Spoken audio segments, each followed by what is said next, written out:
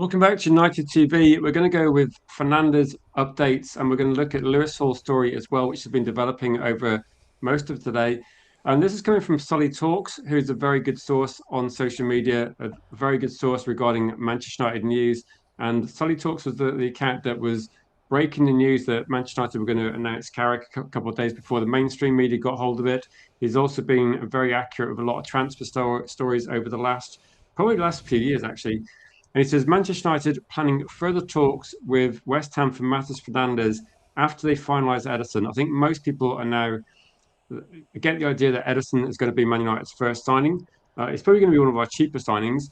And in terms of the Ederson situation, this has probably been the talking point of the day: is how much is Ederson going to cost?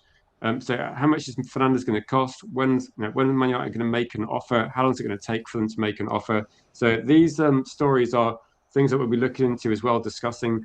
And also, how much is it going to cost? That's probably going to be the biggest talking point that I've seen. I keep seeing two numbers. One is going to be 40 million that has been put out there as Man United's valuation, or just that's how much it costs West Ham to start with. The other number is West Ham putting out the number of of 80 million pounds, which I think has got no chance of happening. Like 80 million pounds is not going to happen. And this story, which I think is probably pretty much close to the money as well, is that saying that Manchester United expected to make an offer around about the 60 million pounds. So maybe we're looking at somewhere bang in the middle. I mean, it's hardly rocket science, is it? We're going to maybe meet in the middle somewhere, and maybe that's going to be the offer. And also, that might be kind of the valuation for Lewis Hall. So, how do you feel regarding the fact that maybe Ederson's going to be a Man United player quite soon? Maybe we're going to get a second deal done before the World Cup. So, whatever happens, at least it looks like we're moving a bit quicker.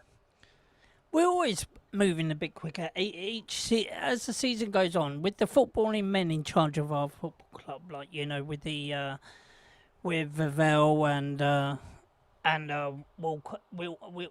Wilcox and all that lot. They seem to be literally doing the deals quicker and quicker as the season gone on since they've been here. So with this deal with MATEUS, as I said yesterday, that when has anyone, a championship player, gone for 80 million? Never. Never happened, never will. And basically, West Ham can keep on dreaming that they think that they're gonna get 80 million. See, Man United's evaluation of him, I think that's pretty spot on considering he's a championship player. Yeah, we can do 45 million plus 10. I think that'll be. I think that should be about the sweet spot for a championship player. 55 million all in all, but 45 million up front, 10 million in add-ons. I think that would be sounds sensible, isn't it? I think that the only issues with this was going to be there was interest from Arsenal, there was interest from Paris Saint-Germain, which again I think is to be expected. Very good quality player. Do you think that this is going to be representative of Manchester United? Actually, do you remember the Mbeumo deal we got last season and the Cunha deal? We got two deals, like one done really quickly, the other one agreed kind of like we're going to get the player quite quickly. I think what we might see is Ederson might be like the Cunha deal. We get wrapped up very quickly. And I think Fernandes will be one where we just have some negotiation to get through. So I think the MATEUS Fernandes deal, I think what we'll get is Man United make an offer, a bit like the Mbeumo deal. I'd imagine whatever the first offer is, I think it'll get refused, and then Man United will go back and go, right, let's make it. And I think it'll just be like a case of we kind of meet at a situation where maybe we have to offer a bit more, and maybe it's going to be more add-ons or something like that. So I think this is going to be a process where Yeah, I would but be surely expecting. 55 million should be the best price for a player, though, for the player. Like 55 million is a sweet spot. We shouldn't be we shouldn't be going for a championship player and paying 60 to 65 million pound for a championship player. We shouldn't be doing that. Never heard of it before, and it shouldn't be doing now. Surely. Do you really want to see? The only thing is that the money in football's gone up, so you probably have to look at what deals have been done in the past. MATEUS Fernandes cost 40 million pounds, so we're not talking about a player that costs nothing, are we? We're not talking about players that have been coming through in the academy of a championship team, got relegated with them, and we're talking But about hold on. 25, 30 million. So Yeah, it is but a he more got expensive relegated. player. He got Southampton relegated, and he's got West Ham relegated. He's part of a team that's been in relegation all his career so far. So why should we go and pay out a big number for a player that could get us relegated? It be I don't part get of a us team relegated, that is is he? relegated. But twice he's been relegated. Is he really So worth that much? I've got a No. question in the comments. I think you just need to separate the player performance from the team performance. So I've got a question for the chat, and it's like, how much would you pay for MATEUS Fernandes, just to get people's opinions on this one as well? Cody reckons that 55 could do the deal. So it would be a record, but then I think the money in football's just gone up, so he would be getting a record as well. Welcome, Mickey. Good to see you in the chat. Hope you're having a good evening as well. Um, I'm just opening like ideas, see what people think. Welcome 55. to Niall as well. Good to see you, Niall. I was just going to say 55 million for a championship player. He's not a championship player, though, is he? That's the thing. The team's got relegated, but Are they relegated? Is West Ham relegated? yeah, but So I right don't then, think it is he a matters, does it? championship player? Didn't Jack Grealish cost £100 million from a team that was getting relegated, or it was going to get relegated? It should have got relegated actually. Like But didn't get on merit, relegated. like Grealish should have got relegated. Apart from the goal line technology failed, so I But think they didn't get that's your relegated. answer. But the only thing is, they didn't get relegated, and it won a championship team. No, but it's a coin flip, isn't it? You're talking like, what's the difference between like finishing 17th and 18th? Like Yeah, that's but the difference. one team is relegated. The one team is a championship team. The other one isn't. The other one is Yeah, a. If they I stayed think you're it, thinking, the only Gio, thing I is, think you're if they thinking about it the stayed wrong up, yeah. way. But the only thing is, if they stayed up, if West Ham stayed up in the Premier League, yeah, It doesn't right, matter. we would have been paying. We would be paying around about 60 to 80 million for the player. I wouldn't. Yeah, We we wouldn't. would. We would. Of course, we would. No, we Because wouldn't. that's what they wanted. Yes, it is. Do you think that we'd pay £84 million for Matheus Fernandes if West Ham were in the Premier League? Yes, I I do. don't think so. I do. I think you're not. I think with this one, it's supply and demand. There's one Matheus Fernandes. Manchester United want him. Paris Saint-Germain want him, and Arsenal wanted him as well. So it's about demand. If no one else wants him, and there's no, if there was a release clause, then that's going to be the issue, isn't it? So as Kate says, how much you pay depends on how much you want him, how much the demand is there as well, and market values. That if he I was would 50 definitely million not pay. pounds, I would there's a lot of definitely teams. not pay over 55 million for a championship player. No, you'll forget like G-Wolf, like forget about the leagues and the championship. What if It if you've doesn't got a player matter. that's coming through the championship that's world class, then you would pay more than that. Nah, I wouldn't. 55 million. If they say no, then I'll walk away. There's other players that you can go and get for more, which is a lot better quality. And Yeah. also, right, don't forget, we're in the Champions League.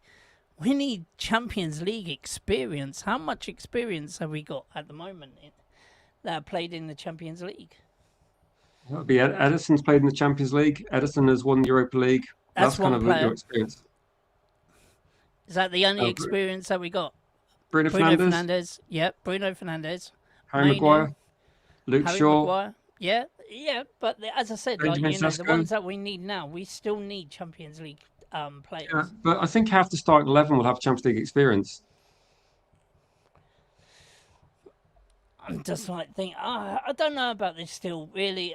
Like you lot are saying that yeah he'd be brilliant Okay. and all that lot. So But I I go through a don't few think. I comments. just think yeah like that with the I'll team. go through a few comments and you can see what people think. So Jay says, and welcome. So hi, Rich. Fernandez would be a great signing for us. We need to sign him as soon as possible. He says 55 plus 10 million add-ons he'd go for as well.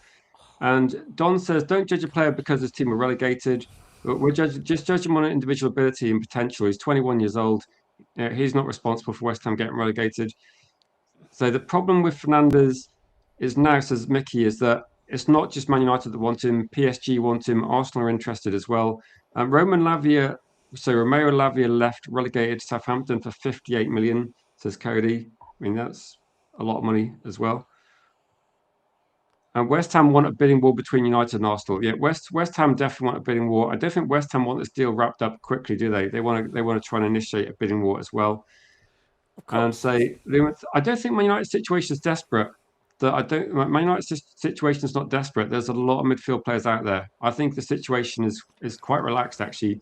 There's a lot of players out there that if Manchester United didn't get MATEUS Fernandes, there's other deals available. So I don't think any deal is like a must-do signing.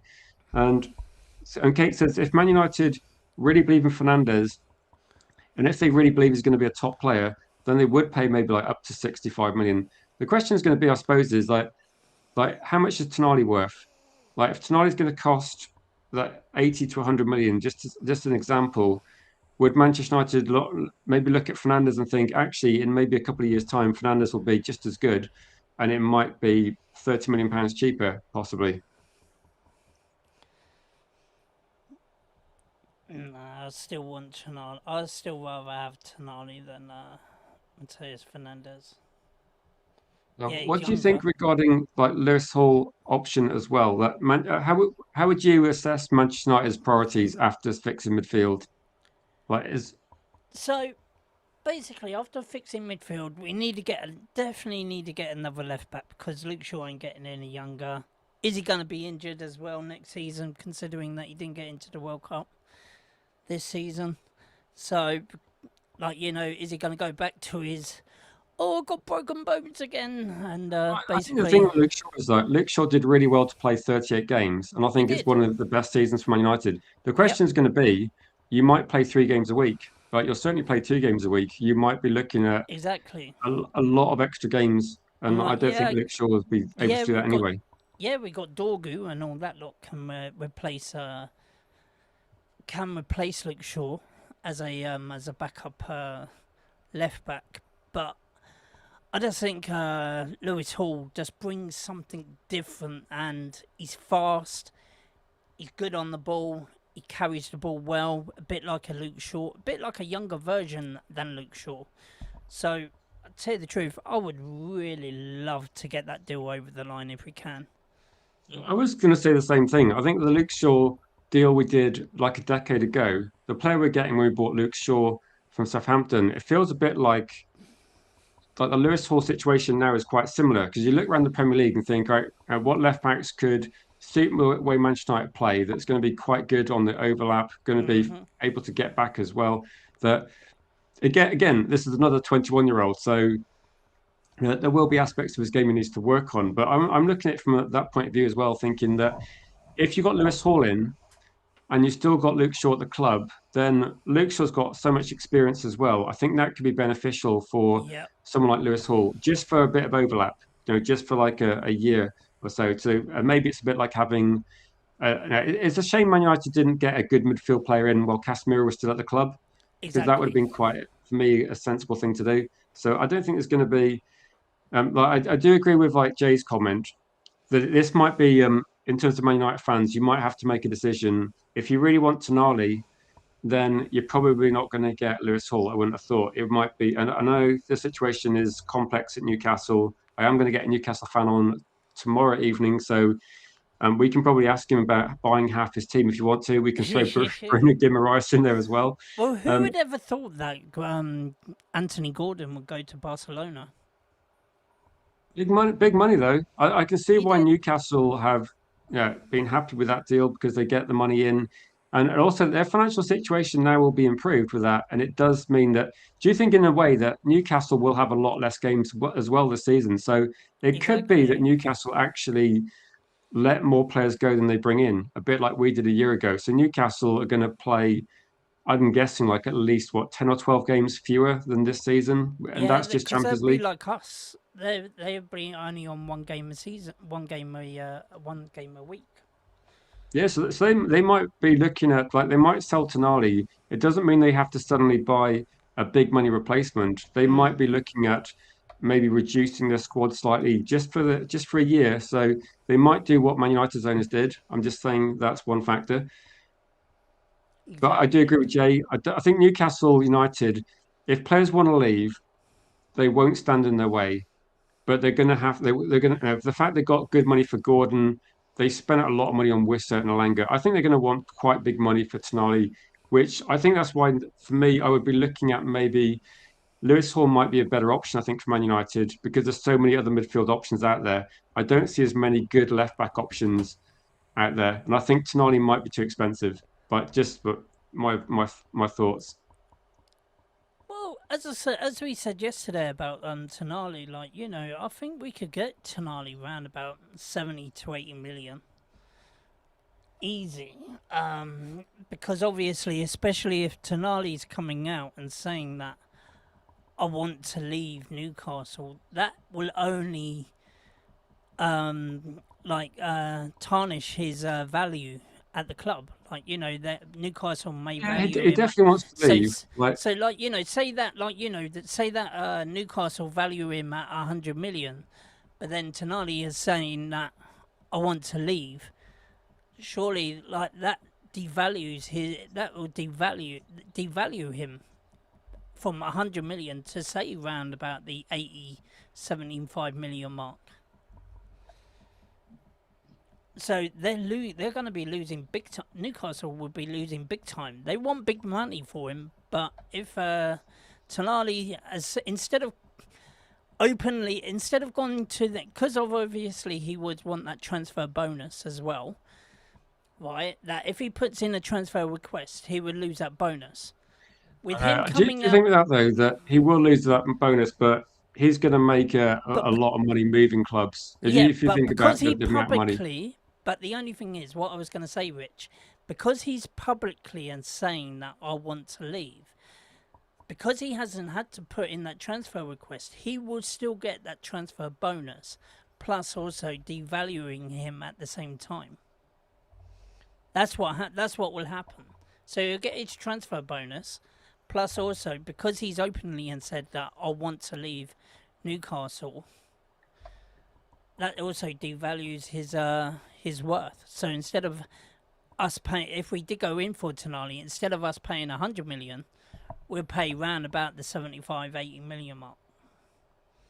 So one of the comments from Yali says rumors at the moment are that City might be walking away from Anderson because of the price, which if that's the case, then I know Man United have still said that they really rate Anderson and he's their top target.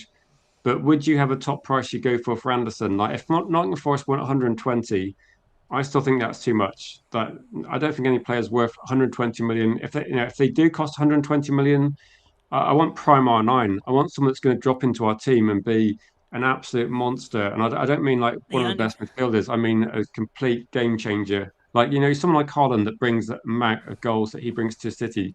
I don't see Anderson as being that sort of player. He's very good, but 120 million, I mean, for me, that's I'm too much. I'm gonna put it this way to you, Rich. Liverpool paid 135 million for Wirtz at the Too time. much money, though. But at the time, he was literally the hottest player in the Bundesliga last season. Like Do you think? the But I know, season but they before, must be regretting it, don't you think? maybe a little bit, but obviously, the players got to adapt into the Premier League. Yeah. Anderson Uh, doesn't need to adapt in the Premier League. We can see we can see week in week out what he does for Nottingham Forest. The only thing is you also got to put the English 20% English tax on that as well. So, for 125 million for a player of his caliber, how considering much did you pay for you him? look at see me personally, like I'm a bit like you. No player should be worth over 100 million. But the only thing is, he's a top player, so I would say that we would have to go round. The highest I would do is 115 million. But That's almost the same amount. So you'd like knock off 5 million. Uh, the only thing is because of in today's market, because we're talking about today's market. For a top player, you've got to pay over 100 million for a top I player. don't think you do have to, though. I don't think you do have to pay over. A player My of his thoughts are going to caliber, be yes, you will. don't see how you I, can't. I don't. As I said to I you, an disagree on average that point. I player. don't think you have to spend that. We bought a goalkeeper for 80 million. It's arguably the bargain of the transfer window. It was Oh deemed yeah, the one best hundred signing, percent. wasn't it? Yeah, it was. It was the best signing. Yeah. And do you think that with this as well, that I'm trying to think of like times when Manchester United have spent what's considered a considerable amount of money, and you could say, for example, Rio Ferdinand, £30 million, I think it was a record at the time. He was a world-class player, like for a decade. I just think with this one that I think But 115, the only thing 120 is, million is too as I much. said, since the Neymar transfer from Barcelona to Paris Saint Germain for 200 million, right? People are now thinking, right, for a top player, you got to pay over the odds. If you really want, as Kate Cadet said earlier, if you really want the player, right, you're gonna have to pay what the club wants. Do you But know what I was also thinking at though? the same, but at Yeah. the same time, you got to weigh up. You got to weigh up whether it's worth the deal or not. We value Mateus Fernandes at 40 million. West Ham value him at 80 million. But because they're a championship team, we're not going to pay that. Whether he's a championship team in the Premier League, I'm telling you, we would have to pay round about 60 to 70 million. But because he's gone down into a championship, his value has Yeah, all I all the think players, I agree. I'm agreeing all that the the value is player, lower. all I'm the not disagreeing with player, the all value. the I'm saying with players' Matheus value Fernandes, goes lower. yeah, I think you're looking at the wrong thing though. I think Matheus Fernandes, it's not about where he plays for, it's about who wants him, and I think that that will push the value up a little bit as well. I I'm don't just going think to it'll go for a push it few up. comments. I don't think it'll push it up as much as what you think. We ain't paying 65, 70 Okay, then million for him. how much? As a guess, then how much do you reckon Fernandes will cost? Just as a guess, I'm going to say, As I said, I think yeah, all everything, like, we'll pay 45 million up front and then 10 million in add-ons. So 55 so million all 45 in plus total. 10. 55 Okay, in interesting. total. Because I think it's going to be. I think Man United are going to end up paying 50-ish up front. So I'm not a world away from what you're saying, actually. I'm thinking that the whole deal in total might cost about 60, which is what you're saying 55. I think it might be very slightly more, but I think we're saying the same thing here. So we're saying this it'll cost the same amount. So let me Is go it? for a few comments and then you can It's all respond. about how much we want to pay up front. That's the only thing. Like, if we pay more up front, then it should be less in add-ons. Yeah, no, I agree. Just want to say hi, JB, United Devil Channel. I'll just move some of the comments that are just blocking out G Wolf. He says, remember Isak? Isak moaned and groaned and threw his toys out the pram in a way which should have made Gyökeres feel proud. And they both went for kind of the same sort of money anyway. So I think that Tonali's not doing that, but also Newcastle will be mindful that they're gonna stick to their price. I don't think Newcastle are going to lower their price because he's got more experience than Anderson.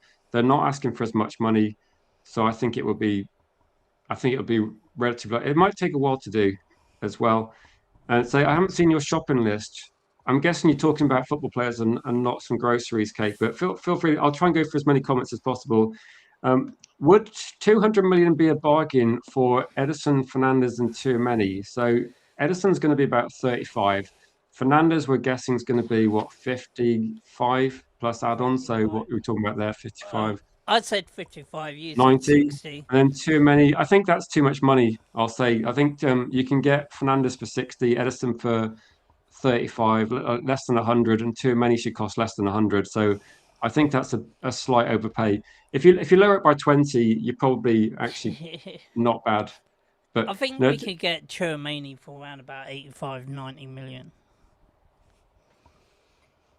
I don't think it'll be because of obviously they won't want to. They don't want to sell him. So then, if you no. pay a little I bit, think the word bargain is you probably it's probably not insane, but it's probably a slight overpay would be my thoughts. So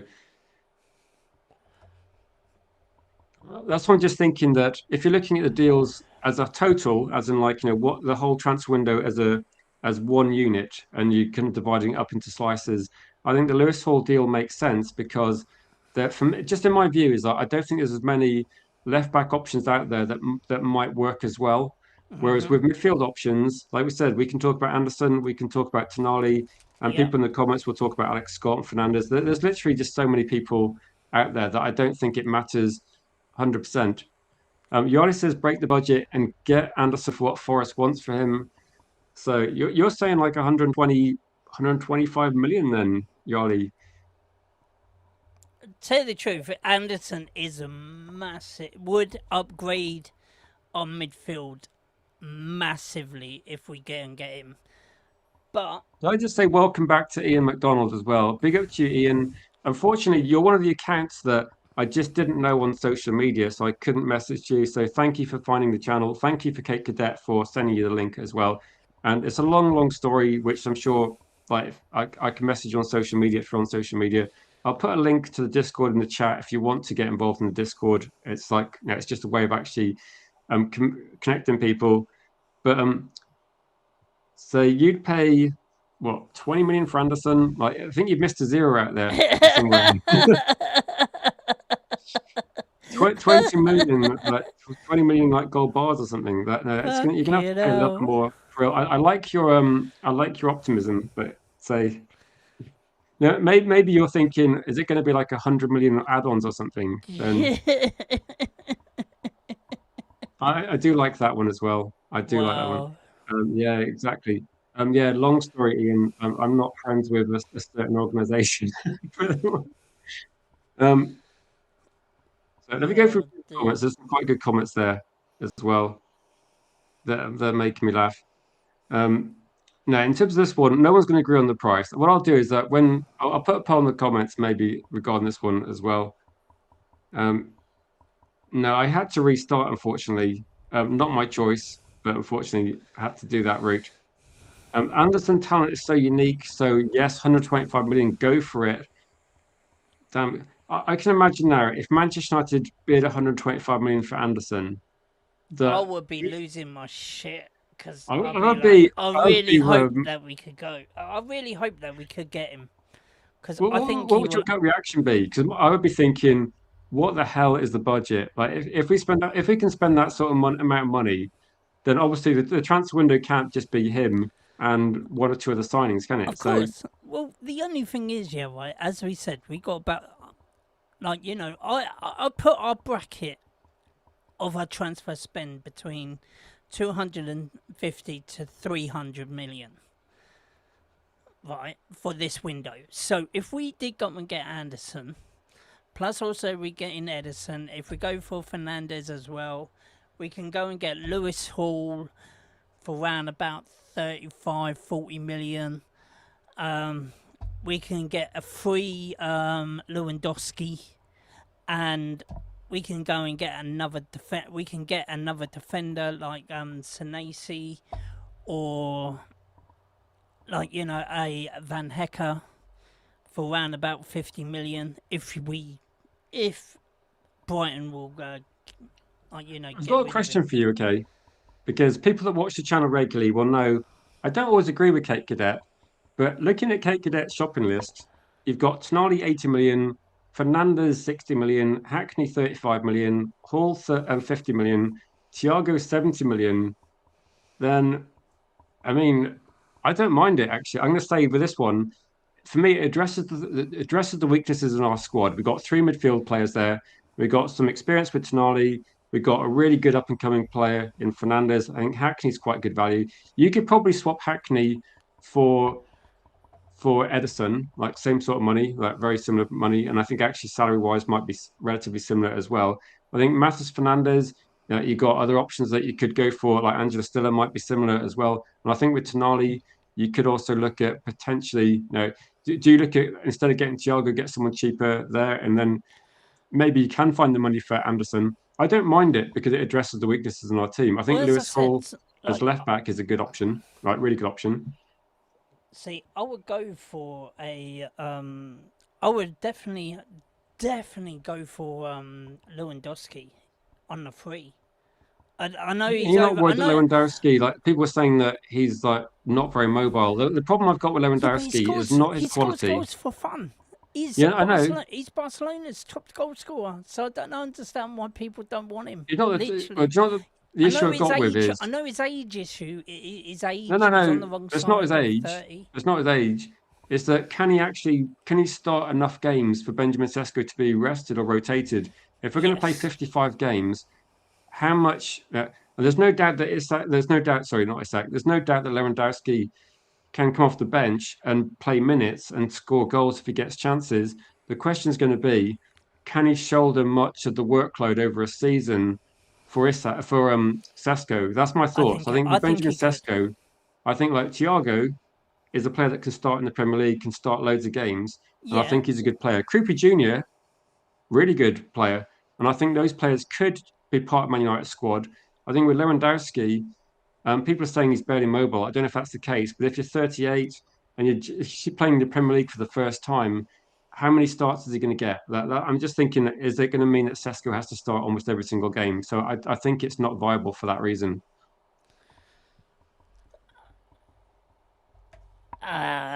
Me as I say, me personally, I'm just thinking of like because of can we if we go and get Igor Thiago, obviously dealing with Brentford again, that's going to cost another 70 to 80 million. Like, how many players do you really want from Brentford? Like, I think he's we've good. done well. We done well with one, but the only thing is, do Thiago we is a good really want player. to? I like him, I but he's don't mind expensive. him, but I just think we should be looking elsewhere, and especially we do need Champions League. We need people that Give can me a play name in the then. Like Champions League. I think you're slightly over That's why I obsessing said with. that. That's why I said Lewandowski. Because we're in the Champions League. Look where we finished last season in the Champions League because we had Onana in goal. Come But on, we we want haven't to got do an a honor lot, in but goal. we want to do a lot better than what we did the So last time we was I in know the. if I say give me a name for striker backup though, you're saying Lewandowski. I'm saying Lewandowski, yeah, because he's brilliant in Champions League, and also yeah, right, that because of his age, he can be a inspiration for the younger players coming through our academy as well. So that he can help out. He can help out the likes of our reserve strikers and also help out Sesko as well.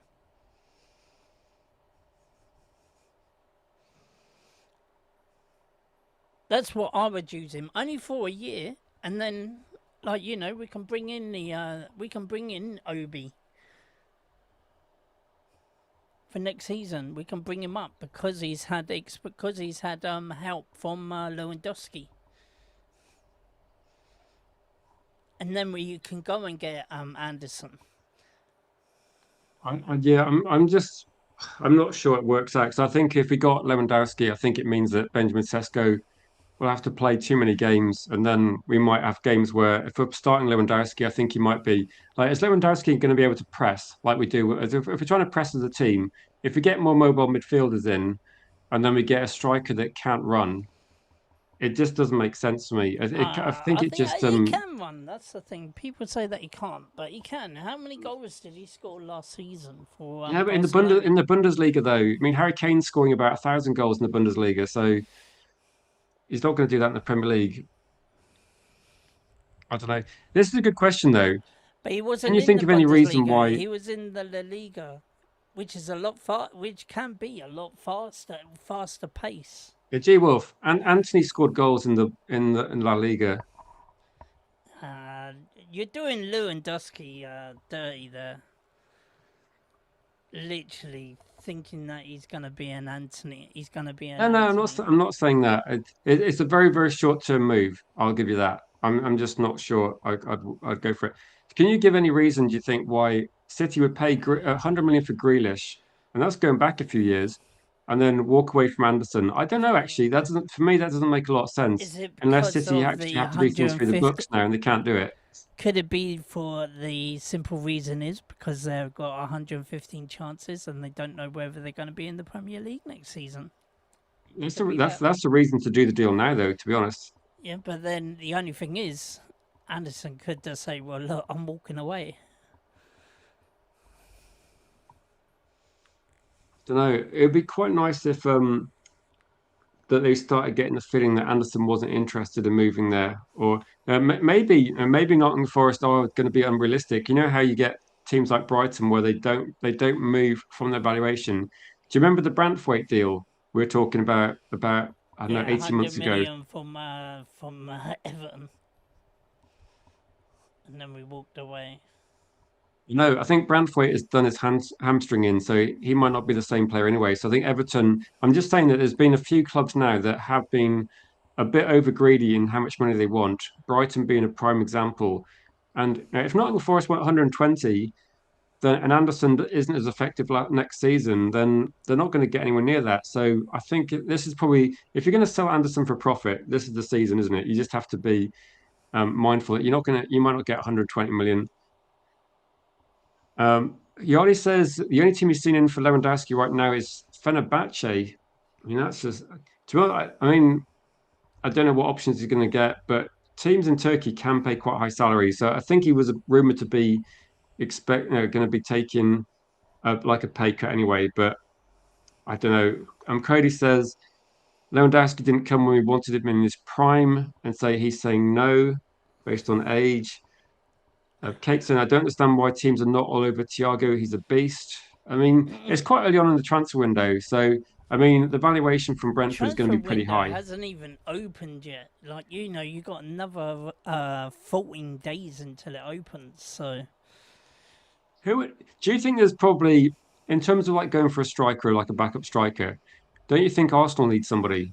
Like, based on the Champions League final, there was nothing from Gyökeres, like, no yeah, threat at but all. And they rely on Havertz, who's never prolific. I think Arsenal are a team that's very effective defensively, but I see nothing going forward that and scares me from also Arsenal. especially now considering they're selling Jesus and all that lot.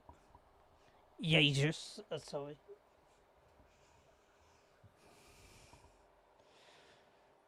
I just don't see a lot on the market, to be honest, in terms of that one. Like if we're going to go for Lewis Hall as another, just to go back to Lewis Hall's story, then I think Newcastle will let him go if they get the right price. The rumor for the right price is going to be maybe like I think at least 50, possibly a bit more as well.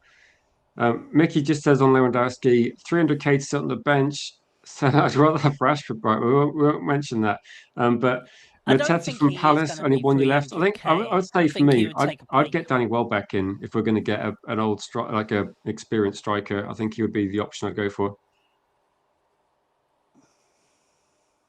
Yeah. How much would you go for Lewis Hall? Like Newcastle won't let him go cheap. I think we'd have to say like no to Tonali offers if we're going to go for Lewis Hall.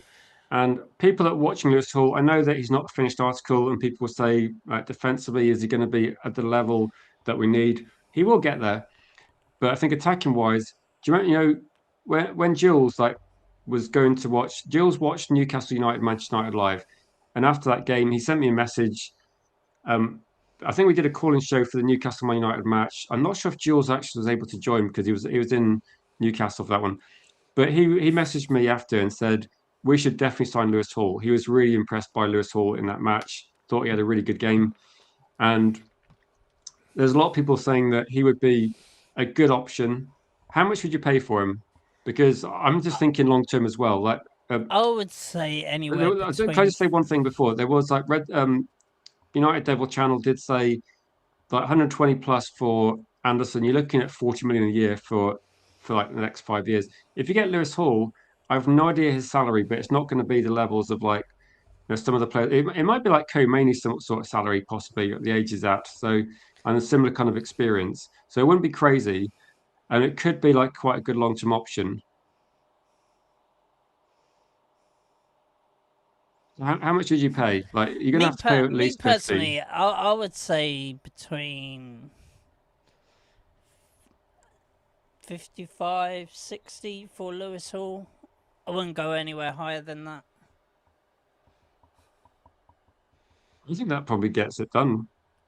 But if you got a scenario where like they have got some cover for left back anyway, they've got a couple of people they can use there. I think Livermento and Mm. Burns plays there as well. So he wasn't he wasn't necessarily in the team week in, week out anyway. So I think there's definitely you obviously you'd have to go with a reasonable amount because Newcastle they're not trying to get Lewis Hall to leave, but if Lewis Hall does want to go, and there are a few reasons why he might want to go. One is that he didn't get to the England team, and maybe there's a little bit of very minor kind of like issues between him and the manager in terms of getting dropped towards the end of the season isn't going to be helping him.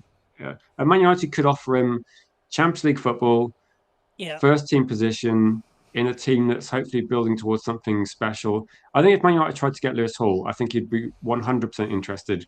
Mm. And I think the salary demand wouldn't be crazy. I think we should make an offer. I But think we I really should. do. I think that we should make an offer because we need a left. We do need a left back this season, like especially a backup to like Luke Shaw, because we do know how injury prone he is. Yes, he did play 38 games last season, and tell you the truth, that was a miracle in itself, considering that he's always injured. But because of the World Cup, he thought he could get there, but he didn't. So, is it going to go Luke Shaw back did to? well this season. Like, is one of the reasons why we came um, a third in the league. He played an important part. But But Man is United he need to going to think go of the back? future. But is he going to go back to his old ways and go back injured again? I don't think it's about when a player has an injury issue. I don't think it's his old ways. I think it's fortunate that he was able to play most all the games this season.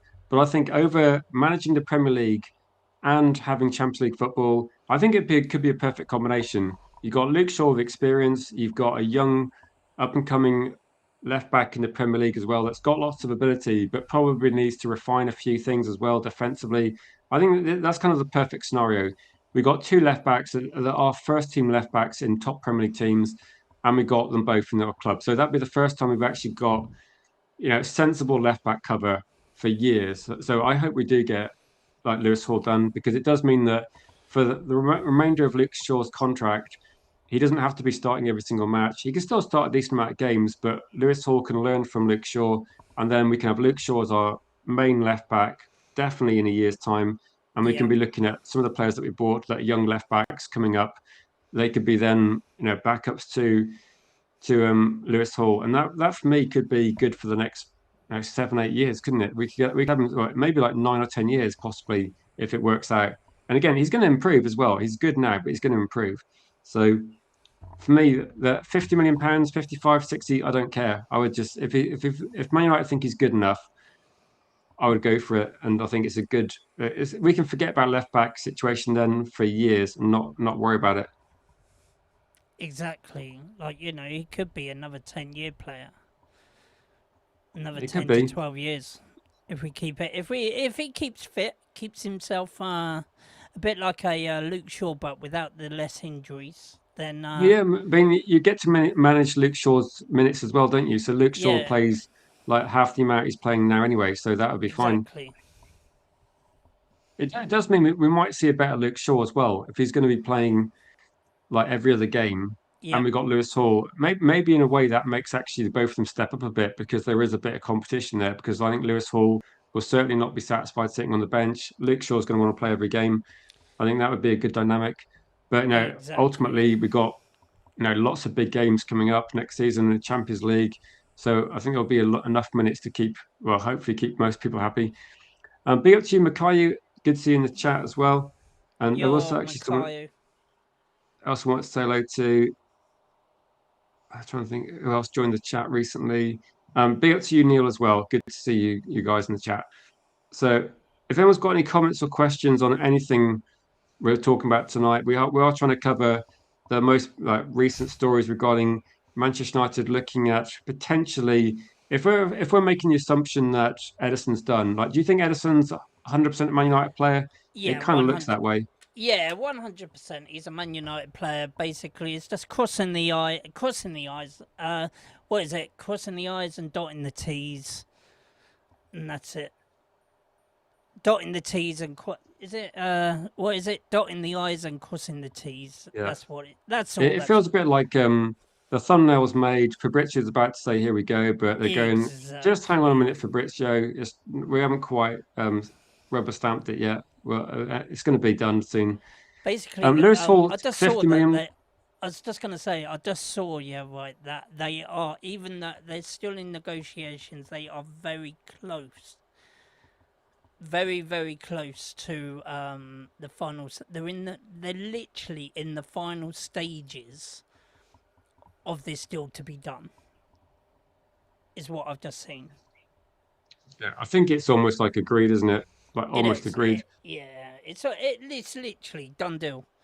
So basically, it says they've not yet reached an agreement for the Edison. Sources say that the two clubs are very close to finalising a deal, which is expected to be completed within the next 24 to 48 hours. Already, so it could be like, here we go tomorrow then, maybe. Yeah, exactly. Uh, just say hi to Tyrone. And I'm good, Tyrone. Really good. Had a pretty good day. Where's the cap? There you go, Blau. So it was there all along. So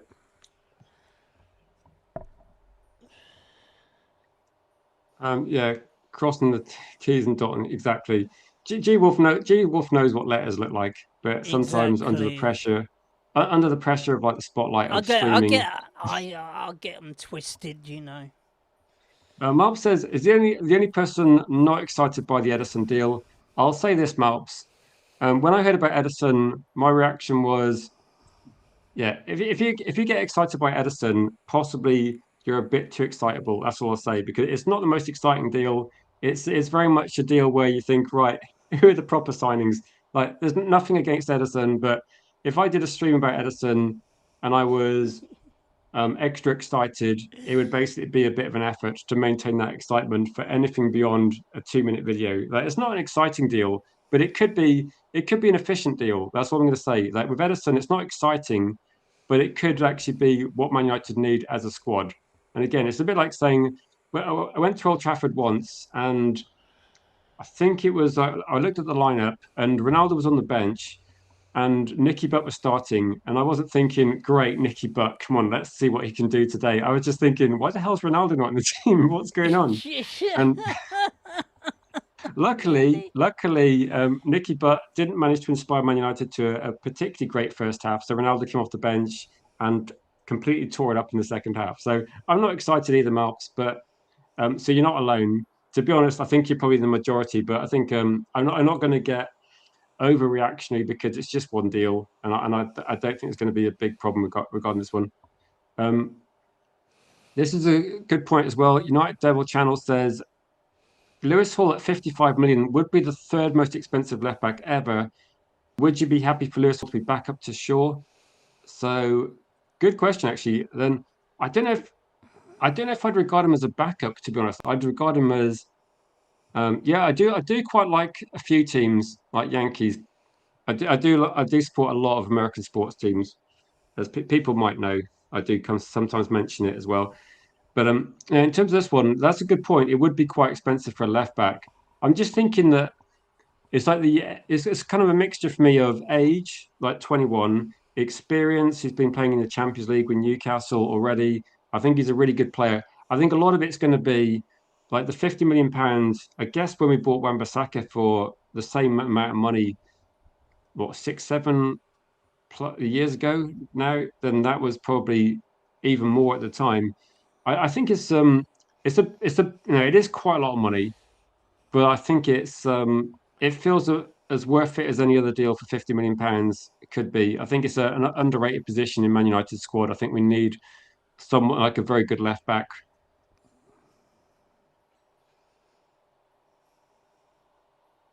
So it's a good point. Are you happy with that sort of money, G Wolf? It would be, yeah, it would What? be kind of pricey, wouldn't it?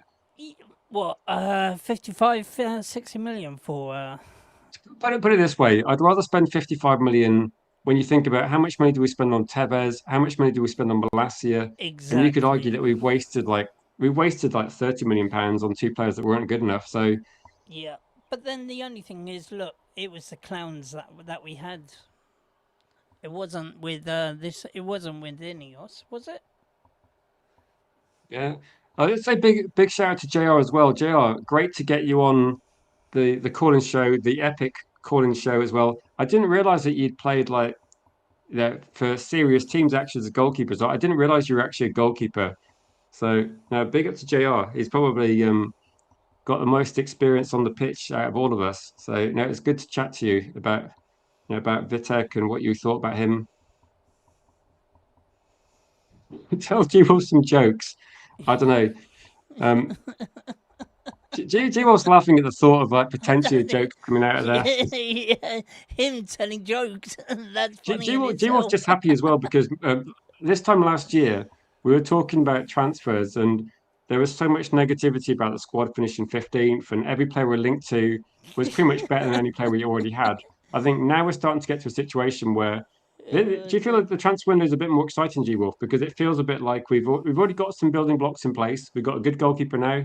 We've got a decent Exactly. striker. We've got a few promising young players coming through, which like Dog is looking good. Aiden Heaven. So Lewis Hall could be for me quite a good building block in terms of like you got Lewis Hall one side, you got Aiden Heaven, Yoro.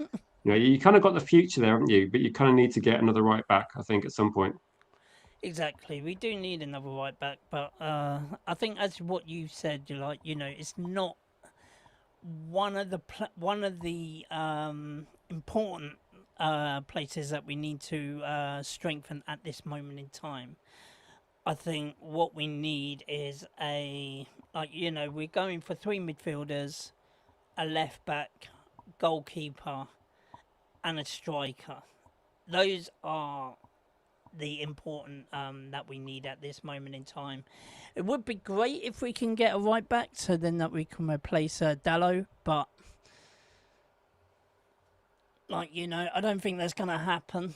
Unless one of the reserves people can come in for Dallo, but I doubt that's going to happen. Yeah, given the injuries to our centre backs, that Luke Shaw as left centre back is not a bad shout overall. I think like Mazraoui filled in. I mean, I do really hope that that's not the case, and you'd hope that I know that Manchester United should be mindful of like if Delit's not going to come back anytime soon. Like we don't know how long the recovery time is going to be, but I think it might be most of this year gone. So if it's not going Exactly. to come back at the start of the season, they should be looking at that. I think a Yeah. little bit regarding that one as well. Tyrone says there's no way we're getting Lewis Hall. There's more chance of him dating Michelle Keegan. I mean, okay, Tyrone, if we get Lewis Hall, then we'll remind you of that, and we'll be expecting to see the photographs and say, congratulations, Yeah. Tyrone. Wedding bells on the first date, yeah? What do you reckon then? What's the chance we get Lewis Hall as a guest? Like there seems to be more information Oh, coming out, and it seems to be at the moment, I would say is between about 35 to 40% of us getting Lewis Hall it's quite high actually. un, That's un, quite high. until it sort of ramps up a little bit. I think we will go for him, but I think what we're trying to do at the moment is cementing that midfield area first. Obviously, is Tonali? Are we going to go for Tonali? Are we going to go for Belieber? Or I know the Belieber's stories have died down at the moment, but they do tend to, but then might pick up a little bit later on in the window when the window opens. This is So the thing, is it and also, right, all this Mateus, all this Mateus Fernandes links. What happens if someone has a really brilliant World Cup, and then all of a sudden we're swapping our attentions for instead of getting Mateus Fernandes, we're going for one of the World Cup players that have done brilliantly in the World Cup. Do yeah. you know what I I was mean? just to say welcome to Luca. Is it I don't know. Is it? Would you say that Arsenal bottled the final, or is that too harsh? I kind of think that I would Arsenal. definitely say they bottled the final. Come on, It was a literally, record, wasn't it? I've never seen a team with that little possession in a final. So literally, they bottled it. Come on, they were 1-0 up, right? And then they give away a penalty, and they're gonna moan about literally. The only thing is, yeah, right. I was supposed to have said this yesterday because someone else mentioned it.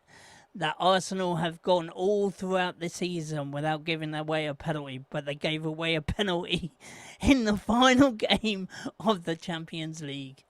So, tell you the truth, that that went out the window, didn't it? That they did not concede a penalty all throughout the season, but they have right at the last minute, Yeah. right in the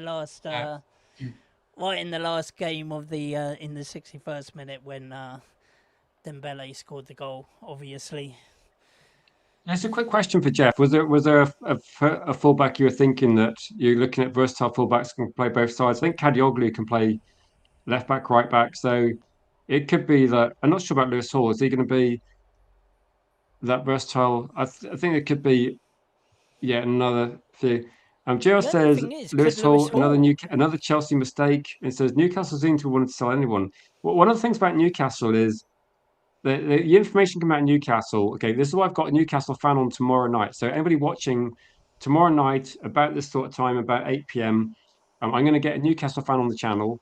He is very knowledgeable. He's got a Newcastle YouTube channel as well. So he's going to be he's a good guy to come on. But the question I've got is, how can they say that Newcastle are the richest club in the world, but they need to sell everybody? And Newcastle have pretty much said, right, no one's for sale unless they want to leave. And then like they got Gordon, you got your hand up. Right, you want to leave? Okay, fine. Oh, Tonali, you're handing in a transfer request. Do you want to leave? And then like if Lewis Hall wants to leave, so you effectively have like it feels like a head teacher, like Eddie Howe's gone. Does anybody want to leave? And they've all gone. Yeah, we all want to leave. He goes, oh shit. Okay, right. So it feels a bit like Newcastle players. They want to leave, don't they? I mean, this isn't me making it up. That these players are being linked with other clubs because they want to leave. Tonali's agent was pretty much on the phone to Arsenal, going in January, can Tonali come to you guys? And they're thinking, we haven't got the money in January. So I think it's if I was a Newcastle fan, I would be I probably wouldn't be coming on this channel to start with, but no, yeah, he's a good guy, Philip. But I would be actually worried about my team because you've got a team that put together a decent squad, and now Isak's gone. You got Tonali maybe going, Gordon going, and the players they bring in like Wissa, Alanga, like they're just dropping off in quality. So I don't think there's going to be. I don't know. I think if I was Newcastle, I'd be worried that they're not going to have the money to spend, but also they're spending really badly. So it just doesn't seem very good. Well, yeah, I think we should take advantage as well. You know, if exactly. these We players want to should. leave, these are good players. Yep. But and also, yeah, right. Talking because of I've been seeing a load of chat about the Arsenal, and apparently you're breaking your own rule, Rich. I'm real. No, I'm just like I mentioned it for like 1 minute, but 1 minute yeah, too that's going to be long. Jeff's choice. Like Kadioglu is going to be one choice. I think Kadioglu, like you like Brighton, Kadioglu, we should have bought Kadioglu a year ago. I Yep. said this at the time. I mean, I can spell Kadioglu because I typed it a lot in thumbnails a year ago. It's the same reason I can spell too many now. The first 4 or 5 times it was a bit difficult. Now I've kind of got it locked in muscle memory. But yeah, Kadioglu would be another option. A bit cheaper as well. So who would you go for? If Kadioglu is roughly, I think the numbers are right according to like it's about 35, 40 million for Kadioglu, and it's about 50 million for Lewis Hall, approximately. Okay, these deals might go up a little bit as well. As I How much would said, Truffert be as well? who Truffer? Oh, Mm. who's he play for? Is it Sunderland or Now, Truffert plays. Bournemouth? I've not blocked anybody. I've not blocked anyone. If people are talking about someone being blocked, then I have not blocked anyone on the channel. I invite differences of opinions. If you think I'm talking nonsense, then get in the comments and I'll disagree with you. No, I think Truffert plays for Bournemouth. I don't know how much he would cost, but he's another name that's linked on the list. I think a lot of Bournemouth players have just had a good season, so Yeah, I wouldn't I wouldn't. necessarily be raiding Bournemouth. Yeah, I wouldn't raid Bournemouth either. Apart from that Krupe, that is it Krupe Junior that we Yeah, like? Cooper Junior, but he's very, very expensive, isn't he? So Yeah, it'd be very expensive, but he's still a good player to have. He's like he sort of reminds me of a young a younger Semenyo. Like, I think he'll be a really brilliant player in the Do you future. think Man United will go back for the Anderson deal? I hope Is a so. question from Luca. I hope so. They have said they have said that he's the top target, but they're not going to meet the valuation. Do you think there's any chance that Nottingham Forest, like this isn't going to happen anytime quickly, is it? So I think if in terms of like the most expensive player, I'm expecting Elliot Anderson to be a player that moves after the World Cup, and it's going to depend. I think Man United will get 2 deals done before the World Cup, so it might we get Edison done and Matheus. I think we get Edison done and Matheus Fernandes, and then I think we don't do anything in terms of midfield.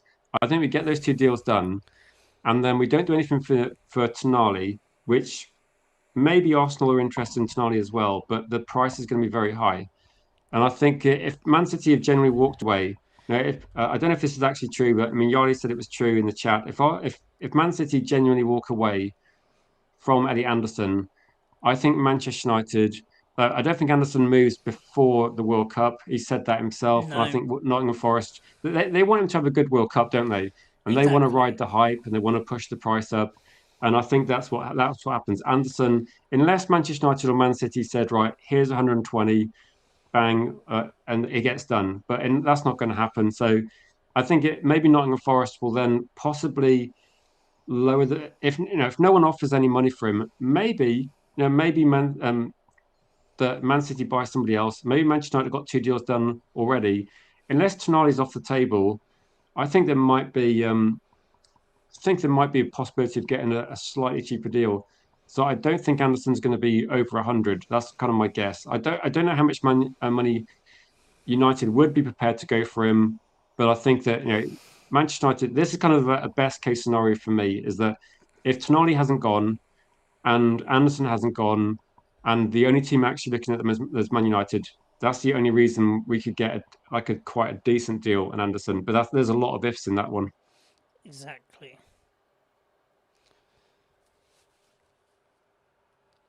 Uh,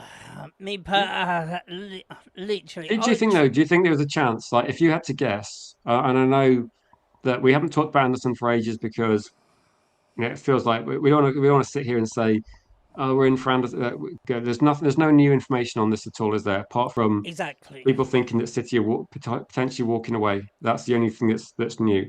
Yeah. And also, Anderson hasn't openly come out and said that he would. If Manchester United came for me, then I would openly love to go to Manchester United. He hasn't done any of that. Like, and this is the thing. Like, Manchester. Like, it looks like that our ethos on now is getting the player to openly come and say, "I want to join Manchester United." If once we get that sort of sort of an agreement with the player that, yep, I definitely want to join Manchester United. Manchester United, I've always been a fan of Manchester United.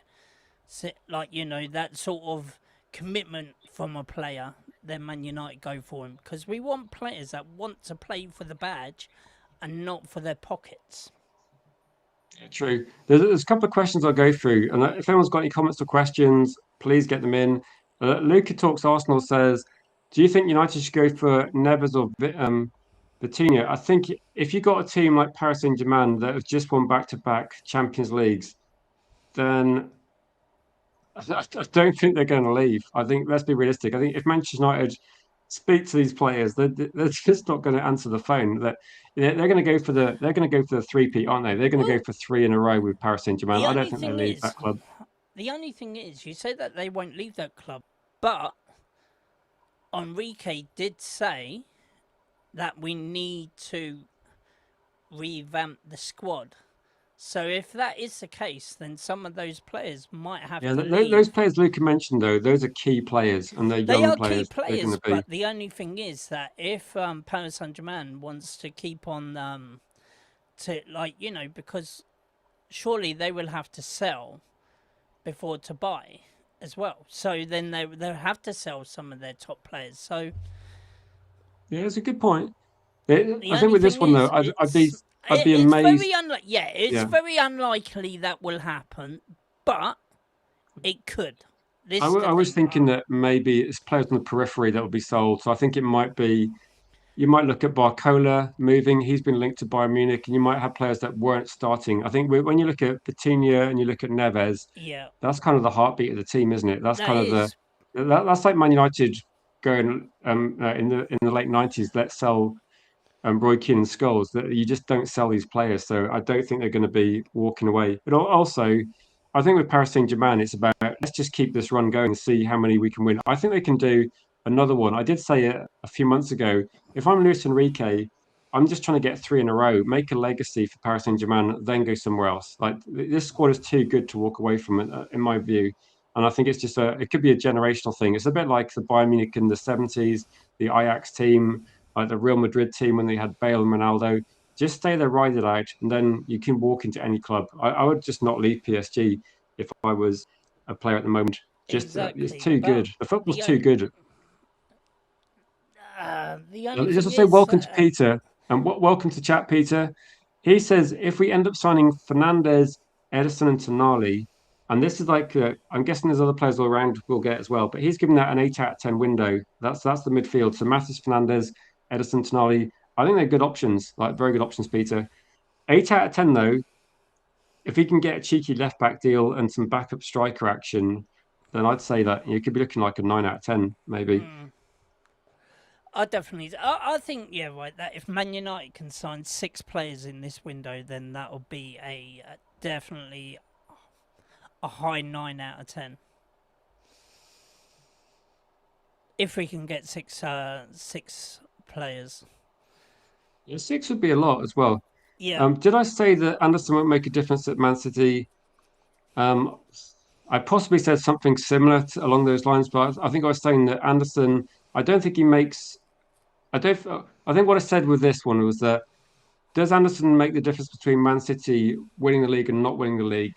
And I think one player doesn't have that much impact. I think I said at the time the most important player for me at Man City is someone like Holland. And I know people will say, "Oh, Holland, like, he's not the most technically aesthetic player, but he's just such a machine." I think if you take Holland's goals out of any team, it's so difficult to compete. I think Holland is a legendary finisher, unfortunately, and he was like when Man City are playing well. I think Man City's issues are defensive, and if Anderson can like help them, I think he can definitely help them a lot. But I don't think that one player makes a difference at a team like Man City. You've already got a lot of top quality players. So I think to make it, he will make a difference, but I don't think he'll make the difference between being mediocre and being unbeatable like they were. I think that comes down to they got a few more issues than they had. They got a couple of midfielders leaving. They got like Stones are so injury prone now. They used to have Walker was a very good right back. So they just got a lot of issues at their club. So for me, it's about it's more than one player, isn't it? As well. Lukey, you should be careful because I do get optimistic sometimes. But the transfer window is not even opened, and you're asking me if Man United can win the league. I don't know what to say. Um, I don't know. I mean, there's always a possibility, isn't there? Always a possibility. Um, so I just want to address this comment because I know if JR is still in the chat, we did have a discussion when I did the call-in show. We talked a bit backstage, myself and the guests, and that one of the guests, Indiana, so he won't mind me saying this because we're talking about football. His brother is a season ticket holder at Ashton Gate, Bristol City. He's watched Vitek the whole season, and the feedback also from scouts and coaches around the team is that he is phenomenal. So I do agree with this one, Makayo. I think Vitek is way too good to not play first team football. So the question is going to be what do you do? Like Vitek is not going to be a backup. He's too good. And I think JR and Indiana were talking as well, saying that based on like what they're seeing at Bristol City and based on like feedback from like scouts, coaches, and other people, if he gets a good move, he could be an international goalkeeper in 12 to 18 months.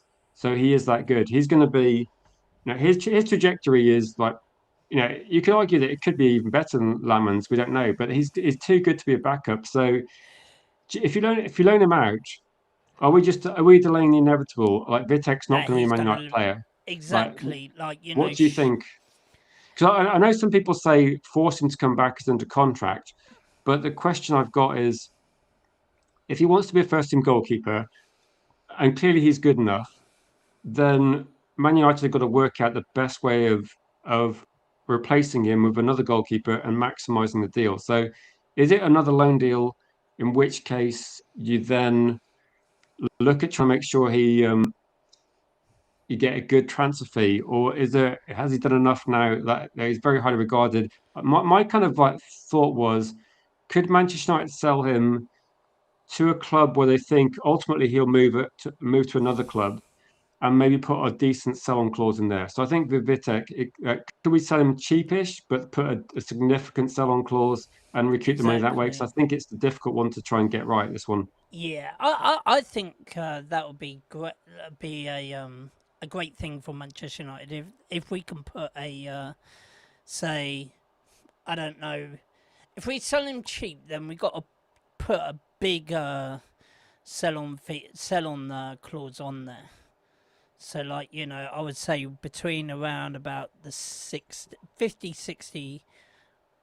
percent. A bit like we did between like when Greenwood left, we put a Yeah, 50% sell-on clause. So it could be that if you say, look, we're going to sell him for like how much money can you sell a goalkeeper that's been loaned to Bristol City for?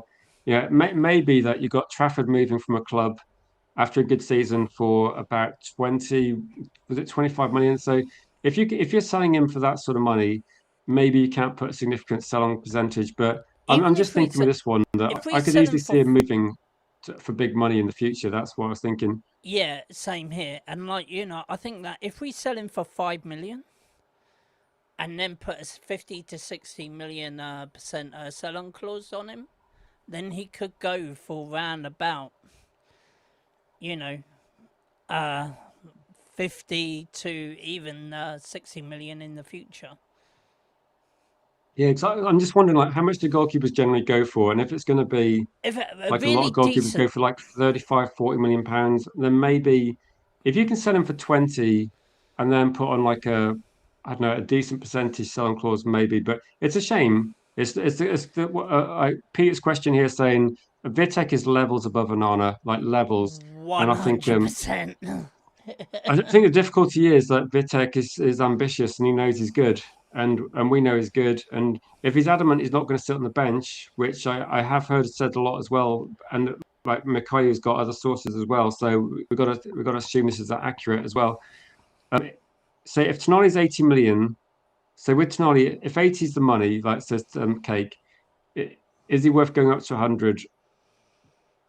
I don't think you need to go up to 100 million for Tonali. No, Like I really don't. exactly. Considering that he's already said that he wants to play Champions League football and technically saying that he wants to leave Manchester, he wants to leave Newcastle United. So if that's the case, with him saying that, he's devalued his Yeah. all in all anyway by saying that he wants Champions League. He would love Champions League football. He's devalued at the club because of he like if he didn't I say think that when anything you want to leave, like Newcastle appreciate that they can't. There's a certain value they can demand. They can I don't think they can demand 100 million. Like, I think 80 might get the exactly deal done because yeah they would then look to. because I they do wouldn't agree with want Jeff to though. they wouldn't want People an people have unhappy asked me about player Vitek loads, and I've said the same thing. Offer him the cup games, offer him like some Champions League games, but it's up to Vitek, isn't it? If he doesn't want to do that, he doesn't want to do that, and you just have to. You have to. I don't know. I haven't obviously I've not spoken to Vitek, but if Vitek is like 0% chances coming back, then you've got to make a tough decision. I do agree with Agile Beast that you've got to put every single clause you can get into a contract. You've got to put it in there. Good buyback, sell-on clause, all of those things. I think United have put in. Like, we put in good clauses recently, haven't we? We put in a good clause with the 50 to 60% exactly sell-on for Greenwood was really high. yeah So plus you also have to do that. 35 million percent also I think you find that there's a 35% sell-on clause for Hoyland as well, even though that we sold him for around So about 35 sounds high. Like that sounds like a high percentage. I'm pretty sure that we got a percentage clause on him. And No, if it you would be remember, good. that there were some other players that left, and we had about a 15%, 25%, and we got that back. I think we're getting that some of that back as well this season. Jake's trying to test me here, saying, so if Newcastle say it has to be 100 million, would you walk away? If it had to be 100 million, then the thing is, I don't know Manchester United's master plan, and I don't have the data. I don't have access to the data that they have, and there must be reasons Yeah. why. Do you know what the thing? Do you know what the tricky thing is with Tonali? Then the way that Newcastle play is not how Man United play, and it's not going to be how Carrick wants to play.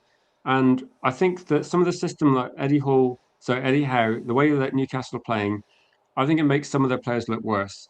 Like a lot of the, I will say this as well that Newcastle fans that I speak to do say that Gordon and Alanga would have better numbers if Newcastle had a player like Bruno Fernandes in their team. Like they don't move the ball forward quick enough. The wingers make good runs and they don't pick them out. So they've got the opposite problem we've had in recent years, where they've got some players that would be better if they got more chances. So I think that Gordon, I'm not been overly impressed with Gordon, but maybe in a different environment, he could surprise people. Maybe he surprises me.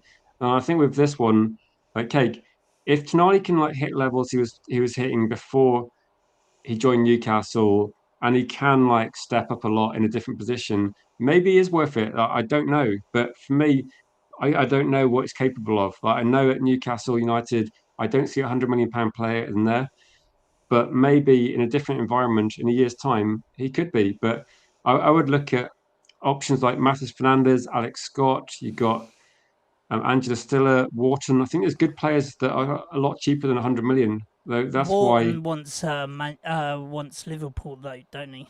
yeah, I know. That's one thing. I think 100 million pounds might mean that Tonali stays at Newcastle though, and Newcastle can't hold out for 100 million and keep him there if he doesn't want to be there. That's not going to be a very good business. Oh, It's that's it's a good tricky though. question. That's a good question, Peter. Who should be our centre back signing? I think Van Hecker from Brighton. I think he should be our centre back. Yeah, this is tricky. Is Van Hecker good in the air? I can't remember. Yeah, he is good in the air.